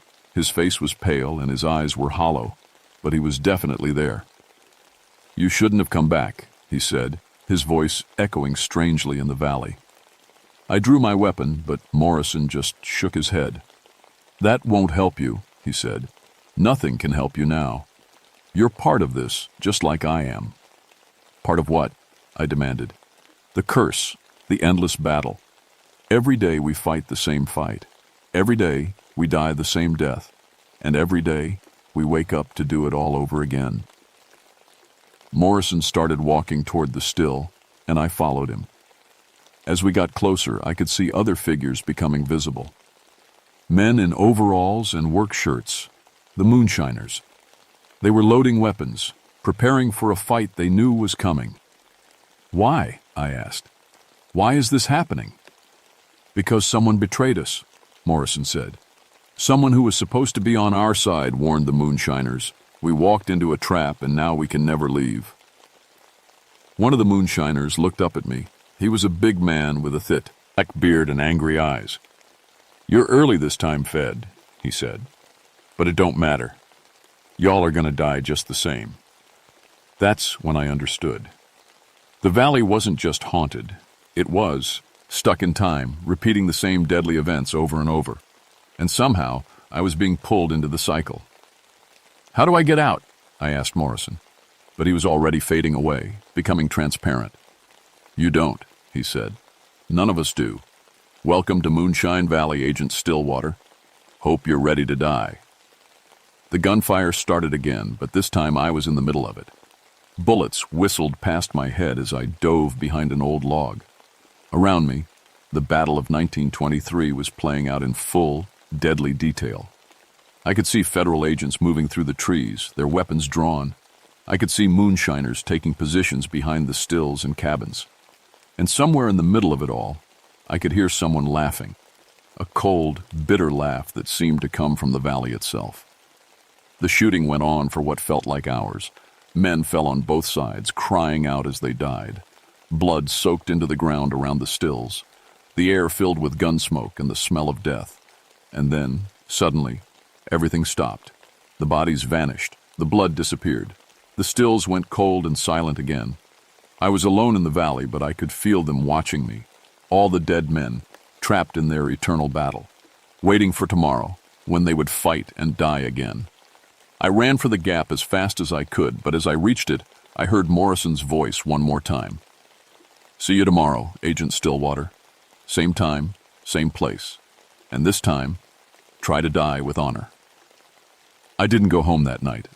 Instead, I drove straight to the Cherokee Nation Cultural Center and spent hours talking to tribal elders about the history of Moonshine Valley.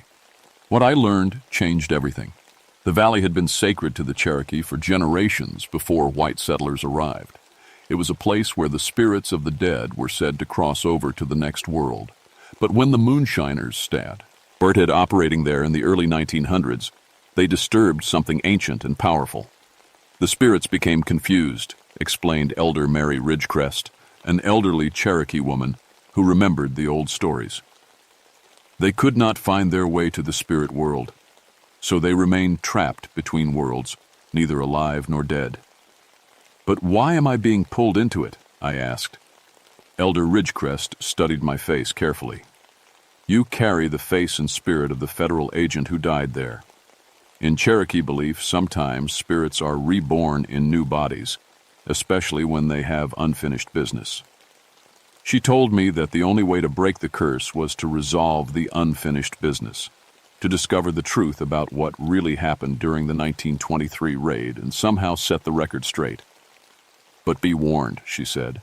"If you fail, your spirit will join theirs, trapped forever in that valley of death." The next morning I went back one more time. But this time, Pat insisted on coming with me, despite my protests.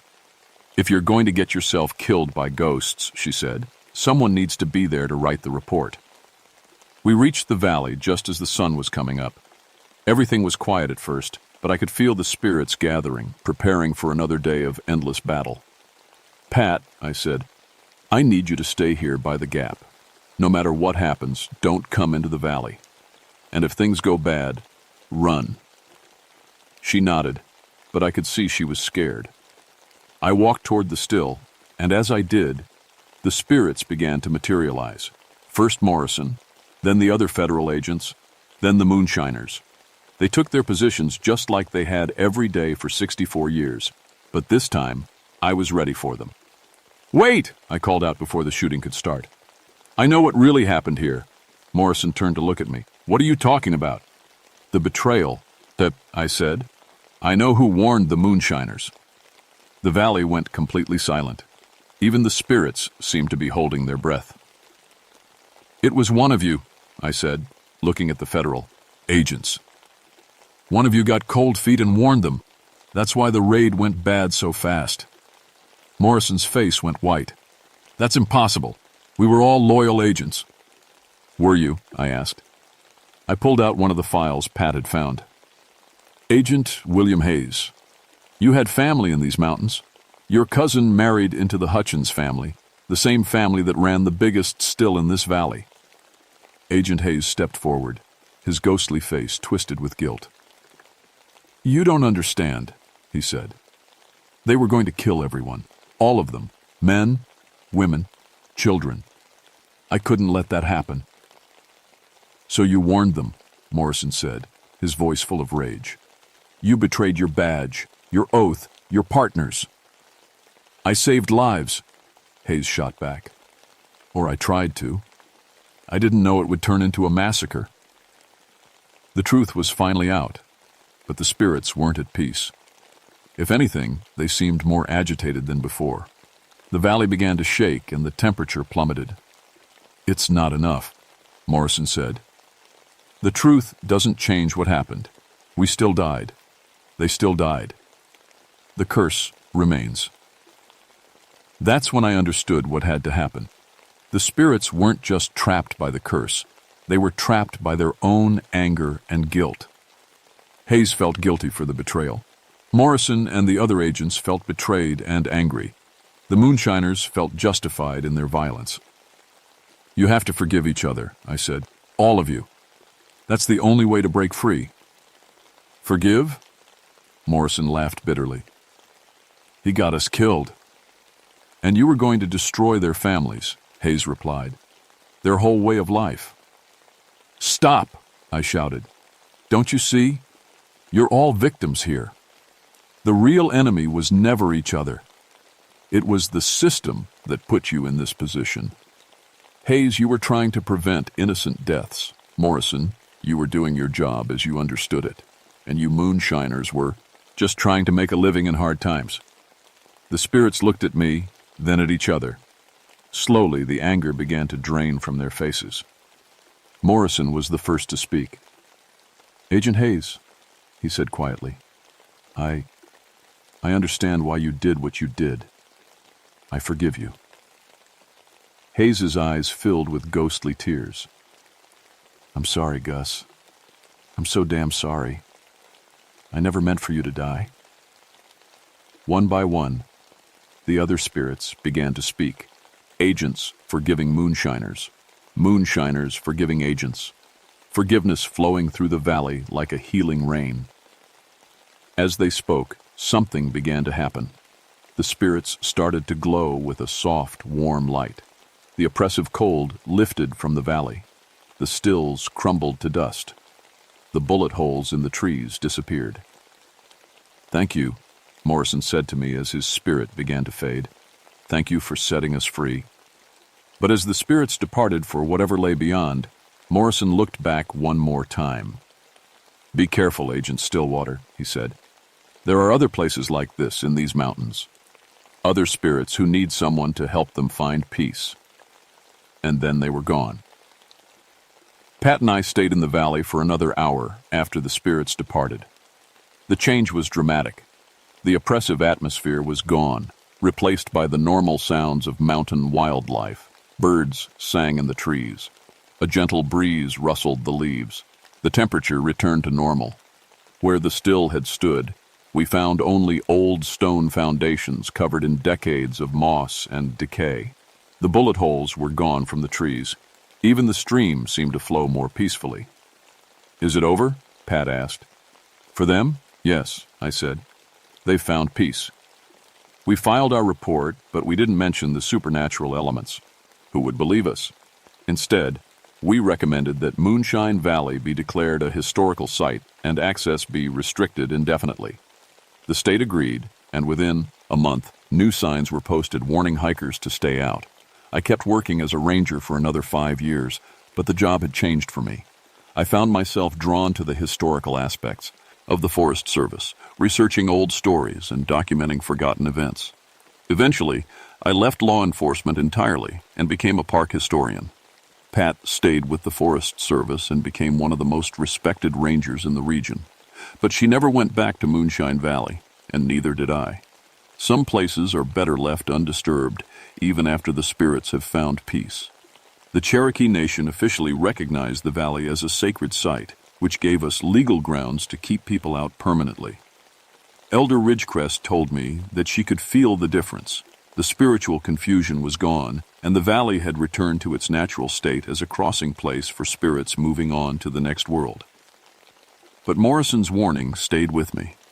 There were other places in these mountains where violent events had occurred, where spirits might still be trapped by anger and unfinished business.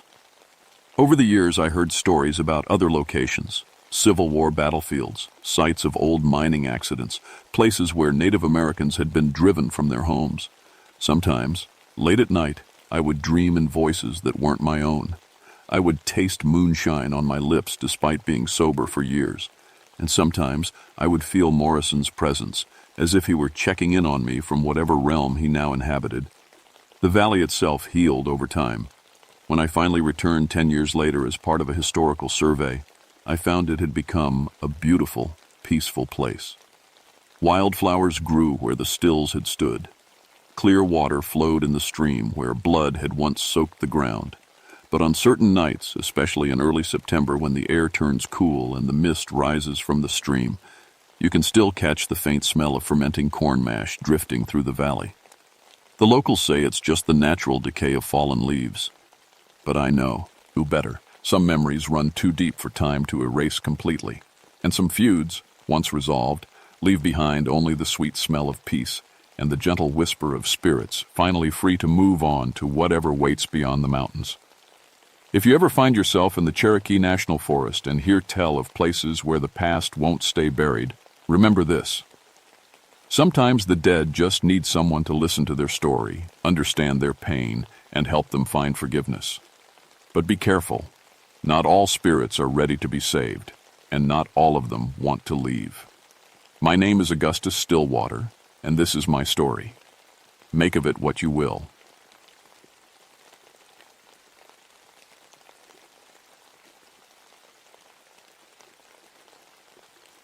My name is Bartholomew Elkhorn, but everyone calls me Bart. I've been a park ranger for 12 years now, working the George Washington National Forest in Virginia. Most people think my job is about campfires and bear warnings, but my real work happens on the cliffs. I'm what they call a technical rescue specialist. When rock climbers get stuck or hurt on the big walls, they call me. I've pulled 89 people off cliff faces over the years. Broken bones, heat stroke, panic attacks, you name it. I learned my rope work in the Army, teaching mountain warfare before I came home to take care of my mother. Raven's Rock is my domain. It's a 200-foot granite wall that draws the serious climbers, the ones with fancy gear and big egos. The rock sits 6 miles back in the forest, no road access. You hike in with everything on your back, or you don't go at all. April is always tricky in the mountains. One day it's warm enough for shorts, the next you're in a snow squall. The weather can turn mean without warning, and climbers get caught off guard. That's usually when I get the call. But this April was different. The calls weren't about weather or broken gear. They were about people disappearing. The local Cherokee have stories about Raven's Rock. They call it the stone that watches, and say it's been hungry for a very long time. Old Joe Stormcloud, who works with me sometimes, grew up hearing those stories. His grandmother told him the rock was alive, that it hunted people who disturbed its sleep. I never put much stock in ghost stories. In 12 years of rescue work, I've learned that mountains don't kill people. People kill themselves by being careless or cocky. Loose rocks fall because of gravity, not anger. Handholds break because the stone is weak, not because it's mean. But 3 climbers had gone missing in the past month, all experienced, all found with their ropes cut clean like someone had taken a razor to them. The bodies were never recovered. The first was Sarah Chen, a climbing guide from Colorado. Her partner found her gear scattered at the base of the wall, but no sign of her. The second was Michael Torres, a local guy I'd rescued twice before. His climbing partner swore they were tied in together when Michael just vanished mid-route. The third was Jennifer Walsh, who climbed alone despite knowing better. Her car was still in the parking area, but she never came out of the woods. The state police investigated, of course. They figured the missing climbers had fallen and been carried off by animals, or maybe tumbled into one of the deep cracks in the rock. It happens sometimes. Mountains swallow people whole and never give them back. But I knew those climbers. They weren't beginners who might make stupid mistakes. They were careful, experienced people who understood the risks. And their gear, when rope gets cut by a fall, it frays and shows damage. These ropes looked like they'd been sliced with a surgical blade. I started spending more time at Raven's Rock, checking the climbing routes and looking for signs of rockfall or loose stones. The wall looked solid enough. Good granite, no obvious cracks or unstable sections. But something felt wrong about the place. The first thing I noticed was the quiet. Usually you hear birds and insects around the cliffs, especially in spring. But Raven's Rock was silent, like the forest was holding its breath. Even the wind seemed to die when it hit the rock face. The second thing was the warmth. Granite usually stays cool, even on hot days. But when I put my hand against Raven's Rock, the stone felt warm. Not sun-heated warm, but body warm, like something alive underneath. I told myself it was imagination, stress from the missing persons cases. Rocks don't have body heat. Hey, don't watch you climb or choose who lives and who dies. But deep down, I was starting to wonder if maybe old Joe's grandmother knew something I didn't. The call came in on a Tuesday. Morning, another missing climber. This time it was David Kumar, a software engineer from D.C. who climbed every weekend. His girlfriend had dropped him off Monday evening for a solo climb, planning to pick him up Tuesday afternoon. When he didn't show up at the parking area, she called the police. They called me. I hiked in with Jake Stormcloud, old Joe's nephew and my usual climbing partner. Jake carried the technical gear while I brought the medical supplies. Standard missing person search, except we both knew it probably wouldn't be standard at all. We found David's pack at the base of the wall, his approach shoes neatly placed beside it like he'd just stepped out of them to start climbing. His rope was still in the pack, unused, but his climbing shoes and harness were gone. He went up, Jake said, studying the rock face through binoculars, but I don't see him anywhere. The morning route up Raven's Rock follows a crack system called Devil's Backbone. It's a classic 5.8 climb, challenging but well within David's ability. The holds are solid, the protection placement's obvious, not the kind of route where experienced climbers disappear. I started up first, checking each handhold and foothold. The rock felt normal under my fingers, rough granite with good friction. But 20 feet up, I found something that made my blood turn cold. There was a perfect handprint pressed into the stone, not carved or painted, pressed like someone had pushed their palm into wet cement. Except granite doesn't work that way. You can't press shapes into solid rock. Jake, you need to see this. He climbed up to my position and stared at the handprint. It was David's size, about the right shape for his hand, but it was sunk 3 inches deep into stone that should have been harder than steel. Maybe it's natural, Jake said, but his voice was shaky. Some kind of mineral formation. I, too, used the edges of the print. The stone was warm, and for just a second I swore I felt it move under my finger, like a pulse. We kept climbing, following the route David should have taken. 30 feet up, we found another handprint. Then a footprint pressed into a small ledge. Each mark was deeper than the last, like the rock was getting softer as David climbed higher. At 60 feet, we found his chalk bag. It was hanging from a piece of stone that looked like a finger. A perfect stone finger growing right out of the cliff face. Neither Jake nor I had ever seen that particular hold before, and we'd climbed this route dozens of times. "Bart," Jake whispered, "look at the root above us." I followed his gaze upward and felt my stomach drop. The crack system we'd been following was gone, not blocked by rockfall or filled with debris, simply gone, like it had never existed. In its place was smooth, unbroken granite stretching to the top of the cliff. That was impossible. Rock doesn't heal itself. Cracks don't just disappear overnight.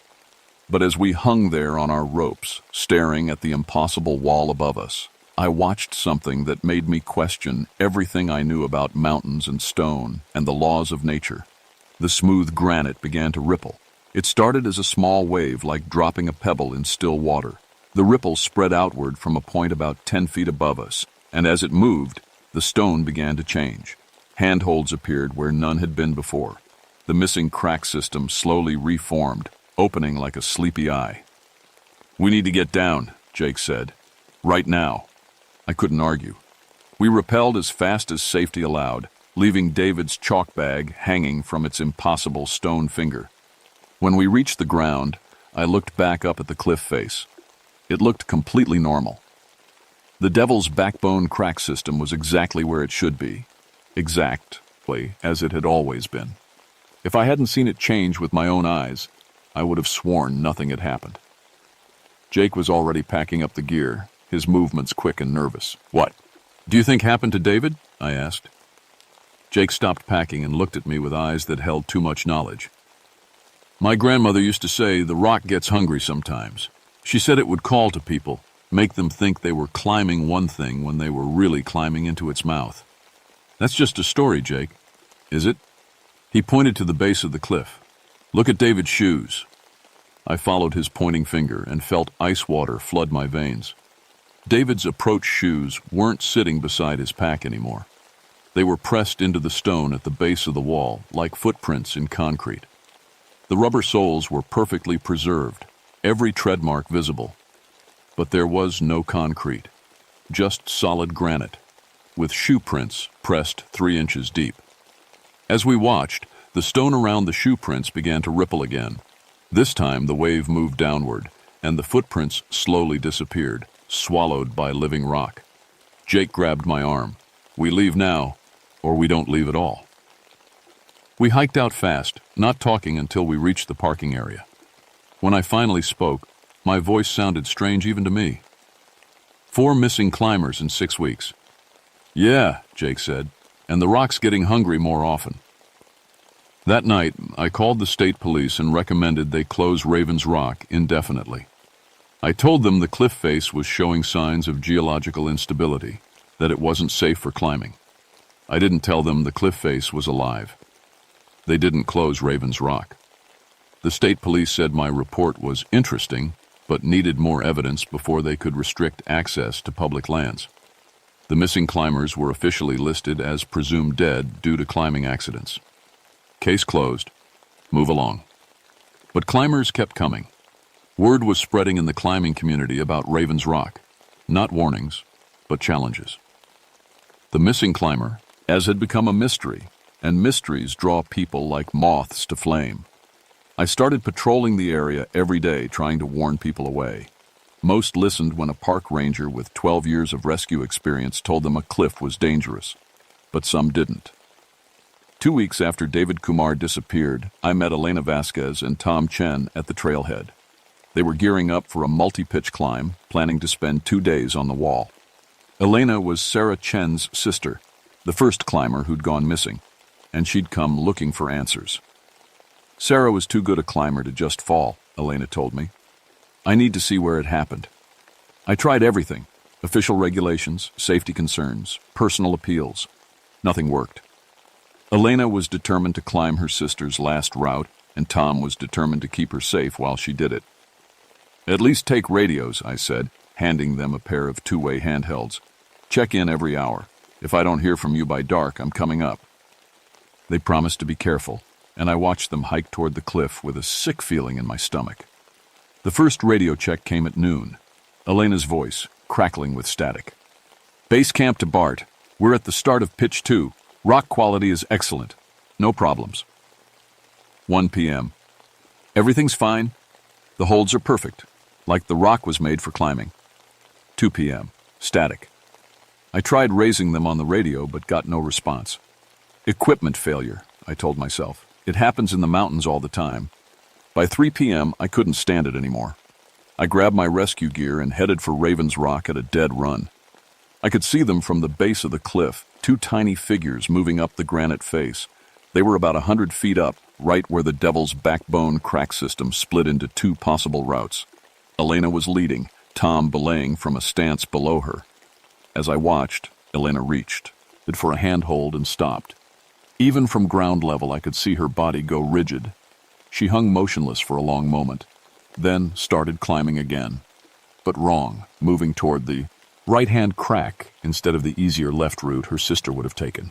I cupped my hands and shouted, "Elena, wrong way! Go left!" She didn't respond. She didn't even look down. Tom finished the pitch and followed Elena up the right-hand crack. They moved steadily upward, making good time despite choosing the harder route. But something about their movement bothered me. They climbed with perfect precision, each move flowing into the next without hesitation or rest. Too perfect. Real climbers pause to read the rock, to plan their next move. They shake out tired muscles and adjust their gear. Elena and Tom climbed like machines, like they were following a program. At 4 p.m., they disappeared. I don't mean they climbed out of sight behind a ridge or into a chimney. I mean they were there 1 second, 2 clear figures against the granite, and gone the next. The cliff face was empty, like they'd never been there at all. I grabbed my binoculars and studied every inch of the upper wall. Nothing. No climbers, no ropes, no sign that anyone had ever been up there. Then I noticed the handholds. The right-hand crack system Elena and Tom had been climbing was changing. Holds appeared and disappeared like a stop-motion movie played too fast. The rock flowed and shifted, creating new features while erasing old ones. It was like watching someone redraw the cliff face in real time. A new route formed, leading from where Elena and Tom had disappeared up to a section of blank wall I'd never paid attention to before. As the route stabilized, I saw something that made me drop the binoculars. There were shapes pressed into the granite, human shapes like fossils in sedimentary rock. Arms outstretched, faces turned upward, perfectly preserved in stone. I could make out 5 distinct figures spread across a 20-foot section of cliff. Sarah Chen, Michael Torres, Jennifer Walsh, David Kumar, and now Elena Vasquez and Tom Chen, all of them trapped in the rock like flies in amber. I grabbed my radio and tried one more time. "Elena, Tom, this is Bart. Please respond." Static answered me. But underneath the white noise, I heard something else. Voices, faint and distorted, speaking words I couldn't quite make out. The voices sounded scared. I was still staring at the human shapes in the stone when movement caught my eye. The cliff face was rippling again, but this time the waves were coming toward me. The granite flowed like water, and the shapes of the trapped climbers began to sink deeper into the stone. In minutes, they were gone completely. The wall looked normal again, just another section of Raven's Rock. But I knew they were still there, somewhere inside the living stone, still conscious, still trapped, still trying to call for help on radio frequencies no one would ever hear. That night, I called Jake and asked him to meet me at my house. When he arrived, I poured us both a large whiskey and told him everything I'd seen. "The rock is definitely alive," I said, "and it's collecting people." Jake nodded like this made perfect sense. "My grandmother said it was sleeping when the first white settlers came through, but all the climbing, all the disturbance, it's waking up. Can we kill it? I don't know, but I know someone who might." He pulled out his phone and called his uncle, old Joe Stormcloud. They talked in Cherokee for several minutes before Jake hung up. Uncle Joe wants to see the rock for himself. He says there might be a way to make it sleep again, but it'll be dangerous. More dangerous than letting it keep eating people? Jake looked at me with dark eyes. Depends on whether you're willing to climb into its mouth to poison it from the inside. Old Joe Stormcloud was 83 years old and hadn't climbed anything more challenging than a stepladder in 20 years. But when he looked at Raven's Rock, his weathered face went pale. It's bigger than my grandmother said, he whispered. Much bigger. We'd hiked in before dawn, carrying a pack full of specialized equipment that Jake had gathered from sources he wouldn't name. Traditional Cherokee items mixed with modern chemistry. Eagle feathers, tobacco, and something in glass vials that smelled like battery acid. The whole cliff face is one creature, Joe explained as we geared up.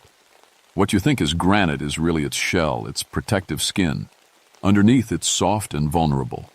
The Cherokee used to make offerings to keep it sleeping, but when the offering stopped, it got hungry, I finished. Hungry and angry. My grandmother said the creature feeds on life force, on the energy that makes a person more than just meat and bone. The climbing draws it, makes it reach out for fresh food. Jake was arranging the vials in a climbing pack, handling them like they contained explosives. The acid will hurt it, make it let go of the people it's holding, but someone has to get it deep inside the creature, past the protective shell. I looked up at the cliff face, knowing what they were asking. You want me to let it catch me? It's the only way, Joe said. You're the best climber, the most experienced. If anyone can get deep enough inside and still get out. What about the people it's already caught? Sarah and the others? Joe's expression was grim. If they've been inside too long, there might not be enough left to save. The creature digests slowly, keeps its prey conscious as long as possible. But their minds... He didn't finish the sentence. He didn't need to. I strapped on my harness and checked my gear one last time. The plan was simple in theory.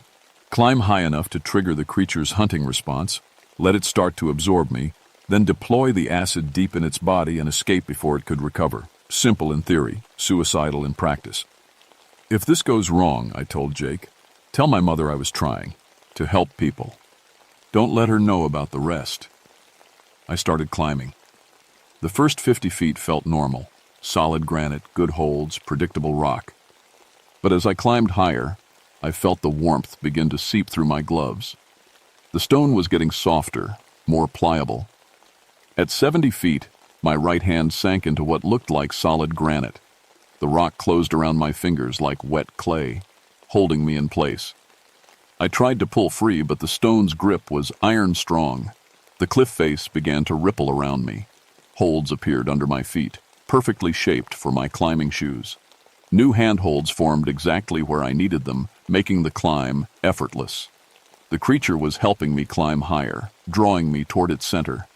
At 90 feet, both my hands were sunk wrist-deep in living stone. The rock was warm and soft now, pulsing with a slow, steady rhythm like a massive heartbeat.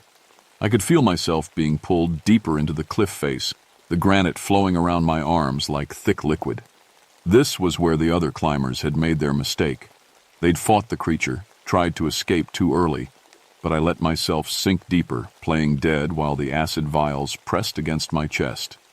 The world went dark as the stone closed over my head. Inside the creature, I found hell. The space around me was soft and warm and alive, like being inside a stomach made of heated rubber. Phosphorescent veins in the walls cast a sick green light over everything, and in the walls themselves, pressed into the living flesh like decorations, were the missing climbers. Sarah Chen hung suspended 3 feet to my left, her eyes wide and staring. Her mouth moved constantly, but no sound came out. She was trying to scream. The others were deeper in the walls, sunk so far that only their faces were visible. David Kumar's eyes tracked my movement, recognition flickering in their depth. He'd been trapped for weeks, conscious the entire time. I pulled out the acid vials and smashed them against the nearest wall. The creature's reaction was immediate and violent. The walls around me convulsed, trying to expel the poison burning its flesh. Digestive fluids, thick and yellow and reeking of death, poured from hidden glands, trying to neutralize the acid. Sarah Chen's body began to emerge from the wall as the creature's grip weakened. She was alive but barely human, her mind shattered by weeks of slow digestion. The others were in worse shape, their bodies partially dissolved, their sanity long gone. The creature was dying, but it was taking its time about it. I grabbed Sarah and started moving toward what I hoped was the way out. The walls were bucking and writhing around us, trying to trap us in the collapsing space. More acid ate through the creature's flesh, opening wounds that leaked black blood. The exit appeared suddenly, a gap in the writhing flesh that led back to stone and air and sanity. I pushed Sarah through first, then squeezed after her as the creature's death screams shook the entire cliff. We emerged from the rock face like being born in reverse, spilling out onto a ledge 80 feet above the ground. Sarah was unconscious but breathing. The other climbers were still trapped inside the dying creature, and I knew there wasn't time to save them. Jake was already rappelling up to meet us, his face pale with relief. Did it work? The answer came from the mountain itself.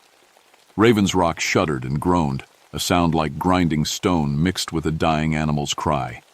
Cracks appeared in the cliff face, spreading outward from where we'd emerged.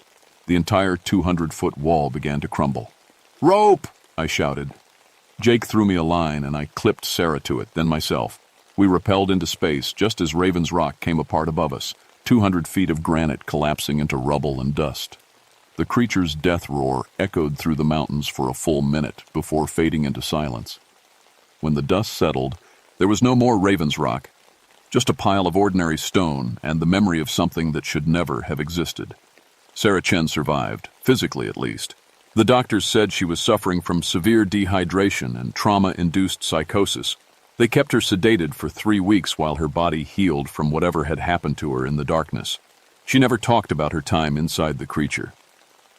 When reporters asked about her missing weeks, she would stare at the wall and whisper about being held in the stone until the nurses came to sedate her again. The other climbers, Michael Torres, Jennifer Walsh, David Kumar, Elena Vasquez, and Tom Chen, were never recovered. The official report listed them as victims of the rock slide that destroyed Raven's Rock. Tragic accident, geological instability, case closed.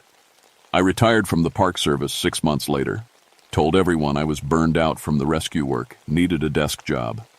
They transferred me to administration in Richmond, where I process reports and try not to think about living stone. Jake Stormcloud quit climbing entirely. He moved to Arizona to work construction, as far from granite cliffs as he could get.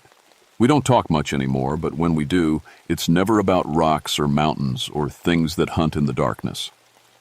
Old Joe Stormcloud died peacefully in his sleep 2 months after Raven's Rock fell. His last words to his grandson were a warning. "Tell them the stones are waking up everywhere now.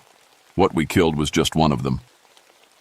The Cherokee were right to leave offerings for the sleeping stones. We should have listened. Last month I got a call from a park ranger in Colorado. She'd found climbers' gear embedded in solid granite near Boulder, no bodies, no explanation. The week before that, it was a ranger from New Hampshire reporting missing hikers near Cathedral Ledge. Similar stuff. Rees are coming in from climbing areas across the country. The other creatures are stirring. Sometimes late at night when the office is empty, I feel phantom sensations in my hands, like they're still sunk deep in warm, living stone. Like somewhere in the darkness, something is still trying to pull me back into its hungry mouth. I've started carrying a small vial of acid in my pocket, just in case. If you're a climber reading this, remember, test every handhold twice. The mountain might be testing you back. And if the rock feels warm under your fingers, if the holds seem too perfect, if the route changes when you're not looking, run. Don't try to be a hero. Don't try to save anyone else. Just run and pray the stone doesn't follow. Because once they wake up, they're always hungry, and they never forget the taste of human life.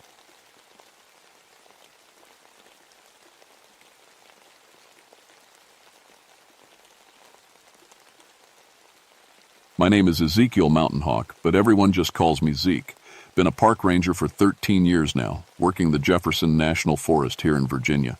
Before that, I did 2 tours in Vietnam, came back home to these mountains in '72, married my high school sweetheart Sarah, and we got 2 boys. Tommy's 15 now, and little Jake just turned 12. I tell you this because what I'm about to share sounds impossible. But I swear on my children's lives, every word is true. October 1978 started cold. Early frost hit the ridges, and thick fog rolled through the valleys most mornings. I remember thinking how quiet the woods felt that month. Even the birds seemed nervous, like they knew something was coming. My specialty is wilderness survival and search and rescue. Trained 47 volunteers over the years, and I know these mountains better than my own backyard. There's not a trail, cave, or creek I haven't walked at least twice. That's why what happened on Hollering Ridge shook me so bad. Hollering Ridge sits 8 miles from the nearest fire road, deep in the backcountry where most folks never go. It's Cherokee land originally. My grandmother was half Cherokee, and she used to tell stories about that place. Said it was sacred ground, but not the good kind. She called it where the Yenaski lived, stone giants who steal voices. I never believed in them old mountain tales about voice thieves. Figured they were just stories to keep kids from wandering too far into the woods. The ridge itself is all limestone and ancient rhododendron thickets. Hidden sinkholes everywhere, some dropping 30 feet straight down into darkness. Caves snake through the rock like wormholes, and the acoustics play tricks on you. Shout from one end of a hollow, and it might echo back from 3 different directions. That's what I told myself when it started anyway, just to ois. It was a Tuesday morning when the call came in. Family of 4, the Hendersons from Richmond, were 3 days overdue from a camping trip. Last radio contact came from somewhere near Hollering Ridge. The husband, Mike, had called in saying they were hearing strange echoes and asking about cave systems in the area. Then nothing. My partner Cole Whitethorn and I geared up for a standard search. Cole's been ranging almost as long as me, good man, steady hands. We loaded up water, medical supplies, ropes, and emergency gear. Weather was supposed to hold clear for 2 days. Probably just got turned around, Cole said as we hiked in. City folks don't understand how easy it is to lose your bearings up here. I agreed, but something felt wrong from the start. The silence bothered me most. After 13 years in these woods, you get used to the constant background noise. Insects buzzing, birds calling, squirrels chattering, wind in the leaves. But that morning, I heard nothing. Not even our own footsteps seemed to echo right. 3 hours in, we found their campsite. The tent was still up, sleeping bags laid out in a perfect circle around a cold fire pit. Food sat on the camp table, sandwiches with 1 bite taken, coffee still warm in metal cups. Like they'd just stepped away for a minute. But their boots were lined up neat as soldiers outside the tent. All 8 boots, 4 pairs, arranged in a straight line pointing toward the ridge. Who takes their boots off to go exploring? Cole asked. I didn't have an answer for that. We called out their names. Mike Henderson, Susan, kids. My voice carried across the hollow and came back wrong. Not like a normal echo. It sounded like someone else was calling their names, using my voice but not quite getting it right. The timing was off, and there was something cold in it. Cole heard it too, saw it in his face. Acoustic tricks, I said, more to convince myself than him. These limestone caves make sounds bounce funny. We started a grid search, following standard procedure. Cole went east along the creek. Bed. I took the western slope toward the ridge itself. We had radios, but they crackled with static in the deep hollows where the rock blocked signals. That's when I heard the first one. Clear as day, a little girl's voice calling, "Daddy! Daddy, help me!" from somewhere up the ridge. I keyed my radio. Cole, you copy that? Static, then his voice, tense. Copy. Little girl calling for help, maybe 200 yards from my position. Same here. But that's impossible. We're half a mile apart. We both started climbing toward where we'd heard the voice.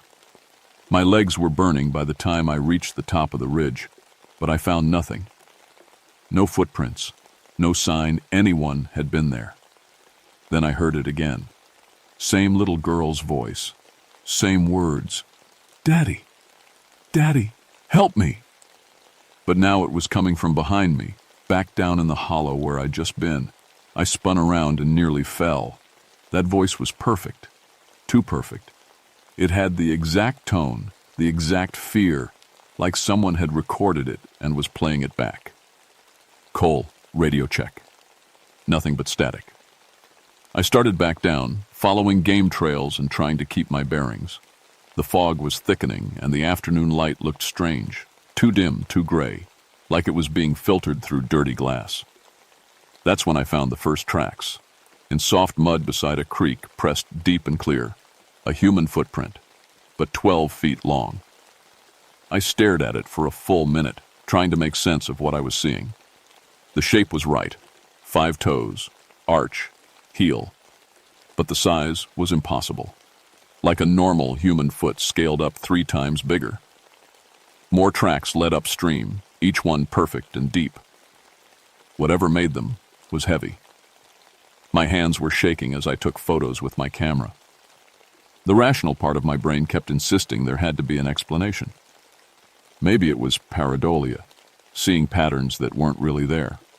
Maybe the mud had swollen the tracks, made them look bigger, but I could see the toe marks, individual toes, each one as long as my hand. I followed the tracks for maybe 50 yards before they just stopped. Not like they went onto hard ground where I couldn't see them. They literally ended mid-stride in the mud. One track, then nothing. That's when I heard my own voice calling from deep in the woods. "Zeke! Zeke, over here! Found them!" It was my voice, my exact tone and inflection. But I was standing alone in a creek bed, and the sound was coming from a thick stand of rhododendrons about 100 yards away. My blood went cold. I grabbed for my radio, but my hands were shaking so bad I nearly dropped it. "Cole, do you copy?" Static then. "Zeke, where are you? I can hear you calling, but I can't find you." "I'm not calling. Someone else is using my voice." Long pause. Then Cole's voice. Quieter. "Same here, partner. Something's using mine, too. I can hear myself talking, but it's not me." We agreed to meet back at the Henderson campsite. I marked my position and started back, but every step felt wrong. The woods were too quiet, and the fog was getting thicker. I could barely see 20 feet in any direction. Then I heard them all at once. Mike Henderson's voice. "Susan, bring the kids this way." Susan Henderson's voice. "Mike, where are you?" The little girl. "Mommy, I'm scared." A boy's voice.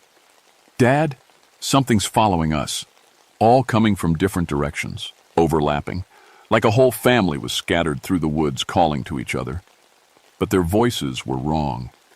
They all had the same cold undertone I'd heard in my own voice earlier, like someone was trying to imitate them but couldn't quite get the warmth right. I ran, don't care how that sounds. I ran through those woods like something was chasing me, crashing through branches and stumbling over root. Thus my heart was hammering and my mouth tasted like copper. When I reached the campsite, Cole was already there, sitting on a log with his head in his hands. "You hear them too?" I asked. He nodded without looking up. "Been going on for 10 minutes. Whole family calling back and forth. But Zeke..." He finally looked at me, and his eyes were wide with fear. I found more tracks, not human ones this time. He led me to a patch of soft ground near the tent. The prints were massive, like bear tracks but wrong. Too long, with claw marks that looked almost like fingers. And they were old. Pressed deep into earth that should have been soft, but the tracks looked like they'd been baked into clay. "How long you think these have been here?" Cole asked. I knelt down and touched one of the prints.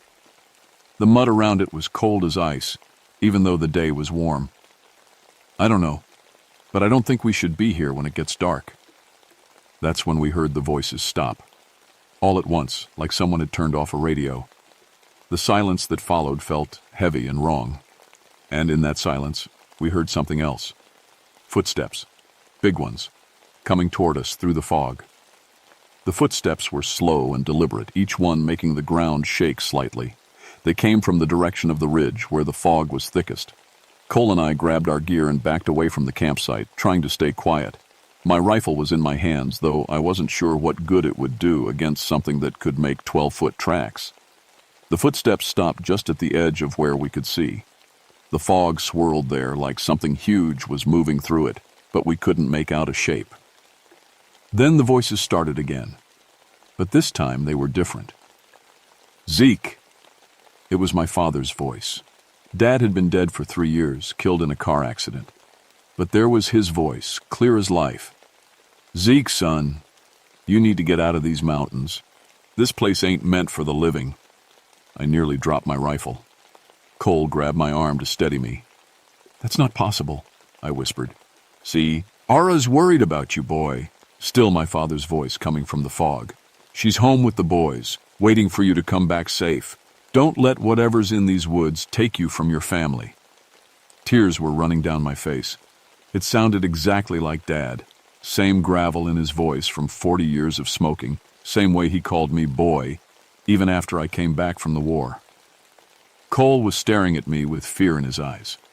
"Zeke, who is that?" Before I could answer, another voice spoke from the fog.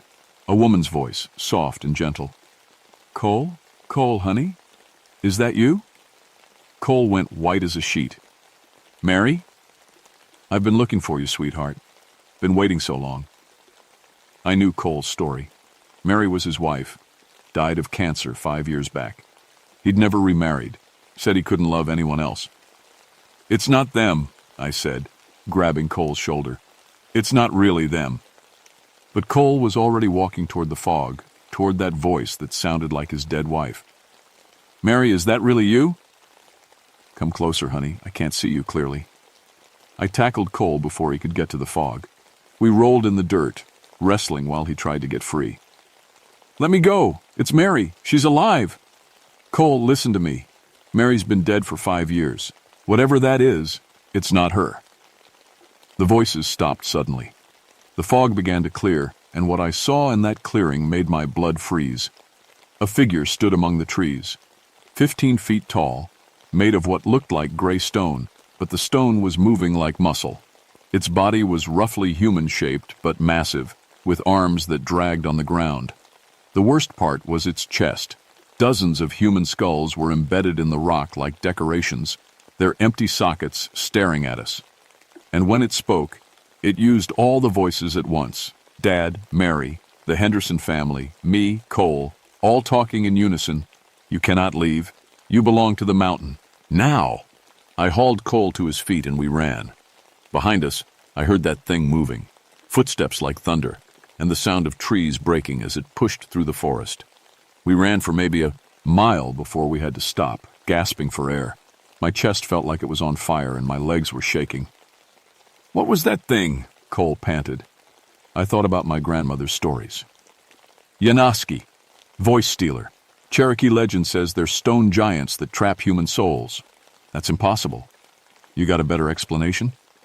We were deep in the woods now, farther from civilization than when we'd started.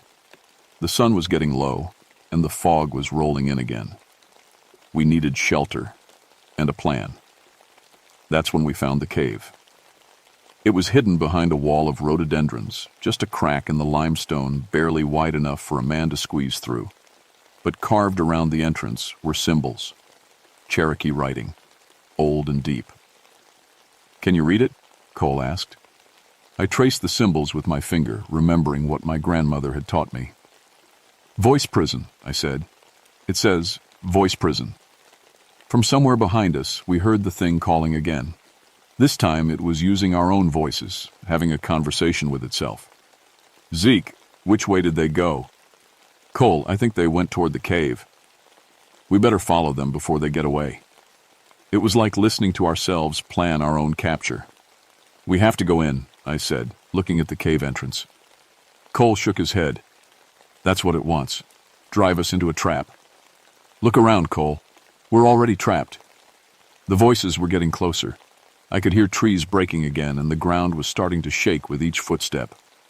We squeezed through the cave entrance just as the fog thickened behind us. Inside, the cave was bigger than it looked from outside, a long tunnel that sloped down into darkness. Our flashlight beams showed more Cherokee symbols carved into the walls and something else. Scratch marks in the stone, like fingernails dragging across rock. Some of them were small, human-sized. Others were huge, mad. E-by claws as long as kitchen knives. We followed the tunnel deeper, our lights bouncing off the walls. The air was cold and smelled like old bones. That's when we heard the voices inside the cave with us. Help us. It was the Henderson family, but speaking in whispers. We're trapped down here. It won't let us go. Please, another voice said. We've been here so long. The stone giant, whispered a woman. It feeds on our voices, keeps our souls. I counted them as we walked. Dozens of voices, maybe hundreds, all whispering, all begging for help. Men, women, children. Voices from different times, different decades. Some spoke English, others Cherokee. A few in languages I didn't recognize. How long has this been going on? Cole asked. Long time, I said. Maybe centuries. The tunnel opened into a huge chamber, bigger than a cathedral. Our lights couldn't reach the ceiling or the far walls. And in the center of the chamber, we saw them. People. Dozens of them, standing perfectly still like statues. They were alive. I could see their chests moving as they breathed, but they didn't respond to our lights or voices. The Henderson family was there, standing in a neat row. Their eyes were open but empty, staring at nothing. What happened to them? Cole whispered. That's when the voice answered from behind us, our own voices, speaking in unison. They gave us their voices willingly in the end, just like you will. We spun around, and there it was, the stone giant, filling the tunnel entrance, blocking our escape. Up close, I could see that the skulls in its chest weren't decorations. They were still alive.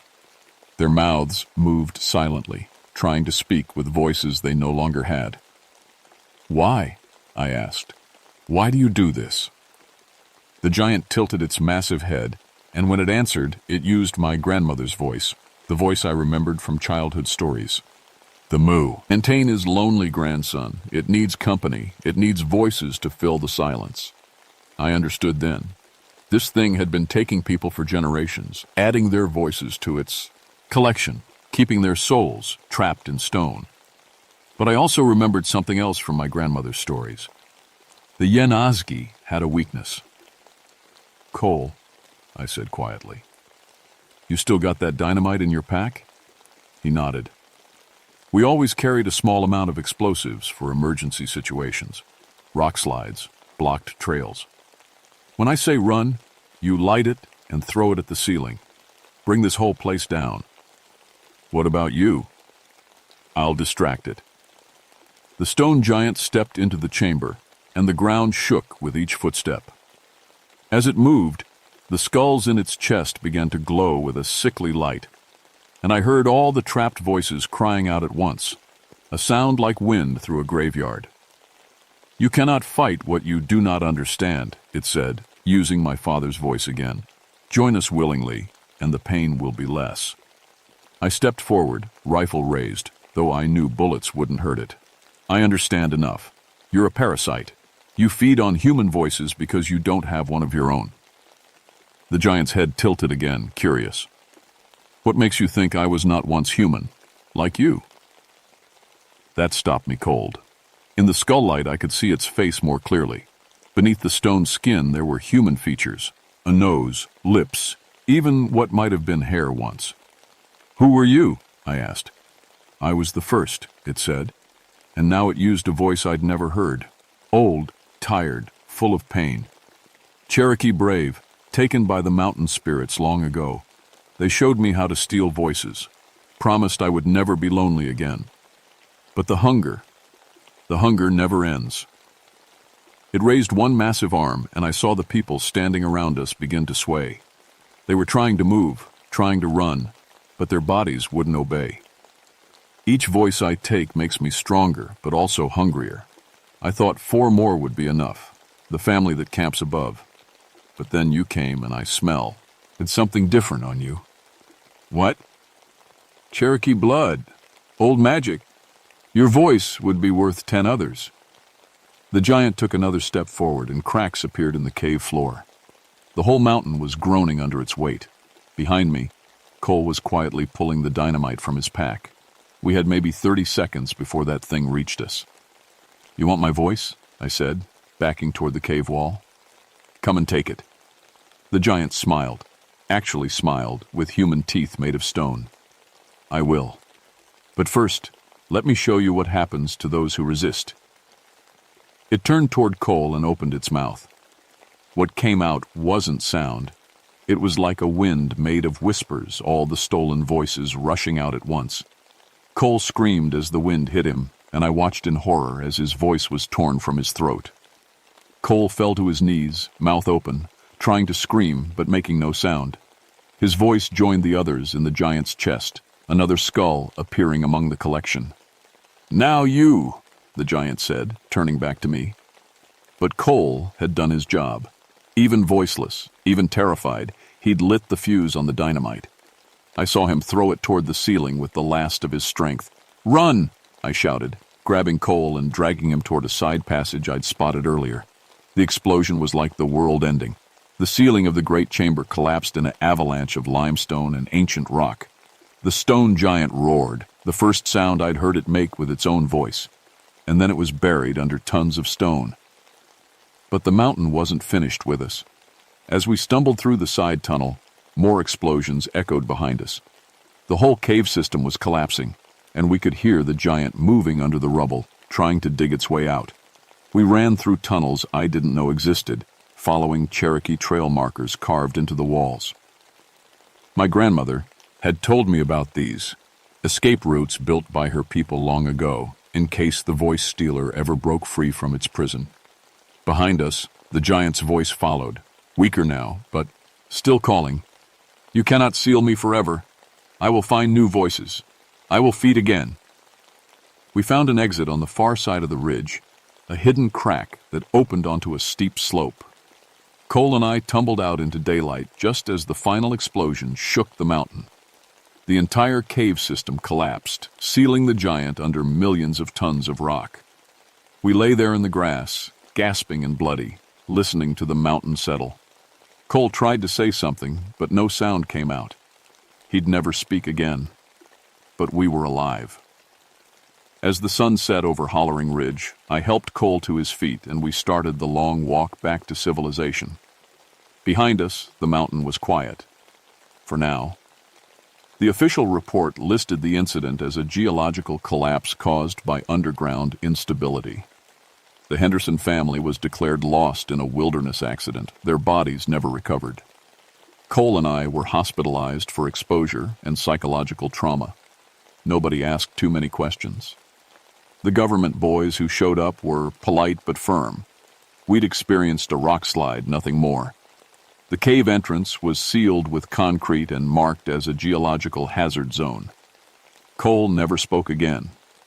Doctors said there was nothing physically wrong with his throat, but he never made another sound.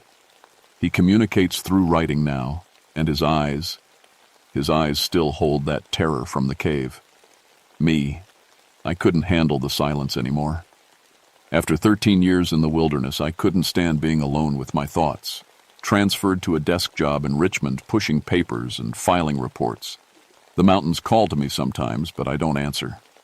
The Cherokee elder I talked to, my grandmother's nephew, said the binding ritual worked, at least for now. But he warned me that the Yanoski was old and patient. It would find a way to feed again, eventually. Other rangers throughout the Appalachian system have started reporting similar incidents. Voices calling from empty woods, people going missing near limestone caves, equipment failures, and unexplained phenomena. I tell them what I told the investigators. If you hear your own voice calling from the mountains, don't answer. Don't go looking for the source. And whatever you do, don't follow it into the dark. Because sometimes, late at night when the world is quiet, I still hear them. All those trapped voices calling from beneath Hollering Ridge. They whisper my name in the darkness, begging me to come back and set them free. But I know the truth. The stone giant is still down there, waiting, healing, getting stronger. And someday, when enough time has passed and people have forgotten the old warnings, someone will break that seal. Someone will go into those caves looking for adventure or treasure or just answers. And the Yanoski will have new voices to add to its collection. My name is Ezekiel Mountain Hawk. I used to be a park ranger. I used to believe the mountains were safe. I don't believe that anymore.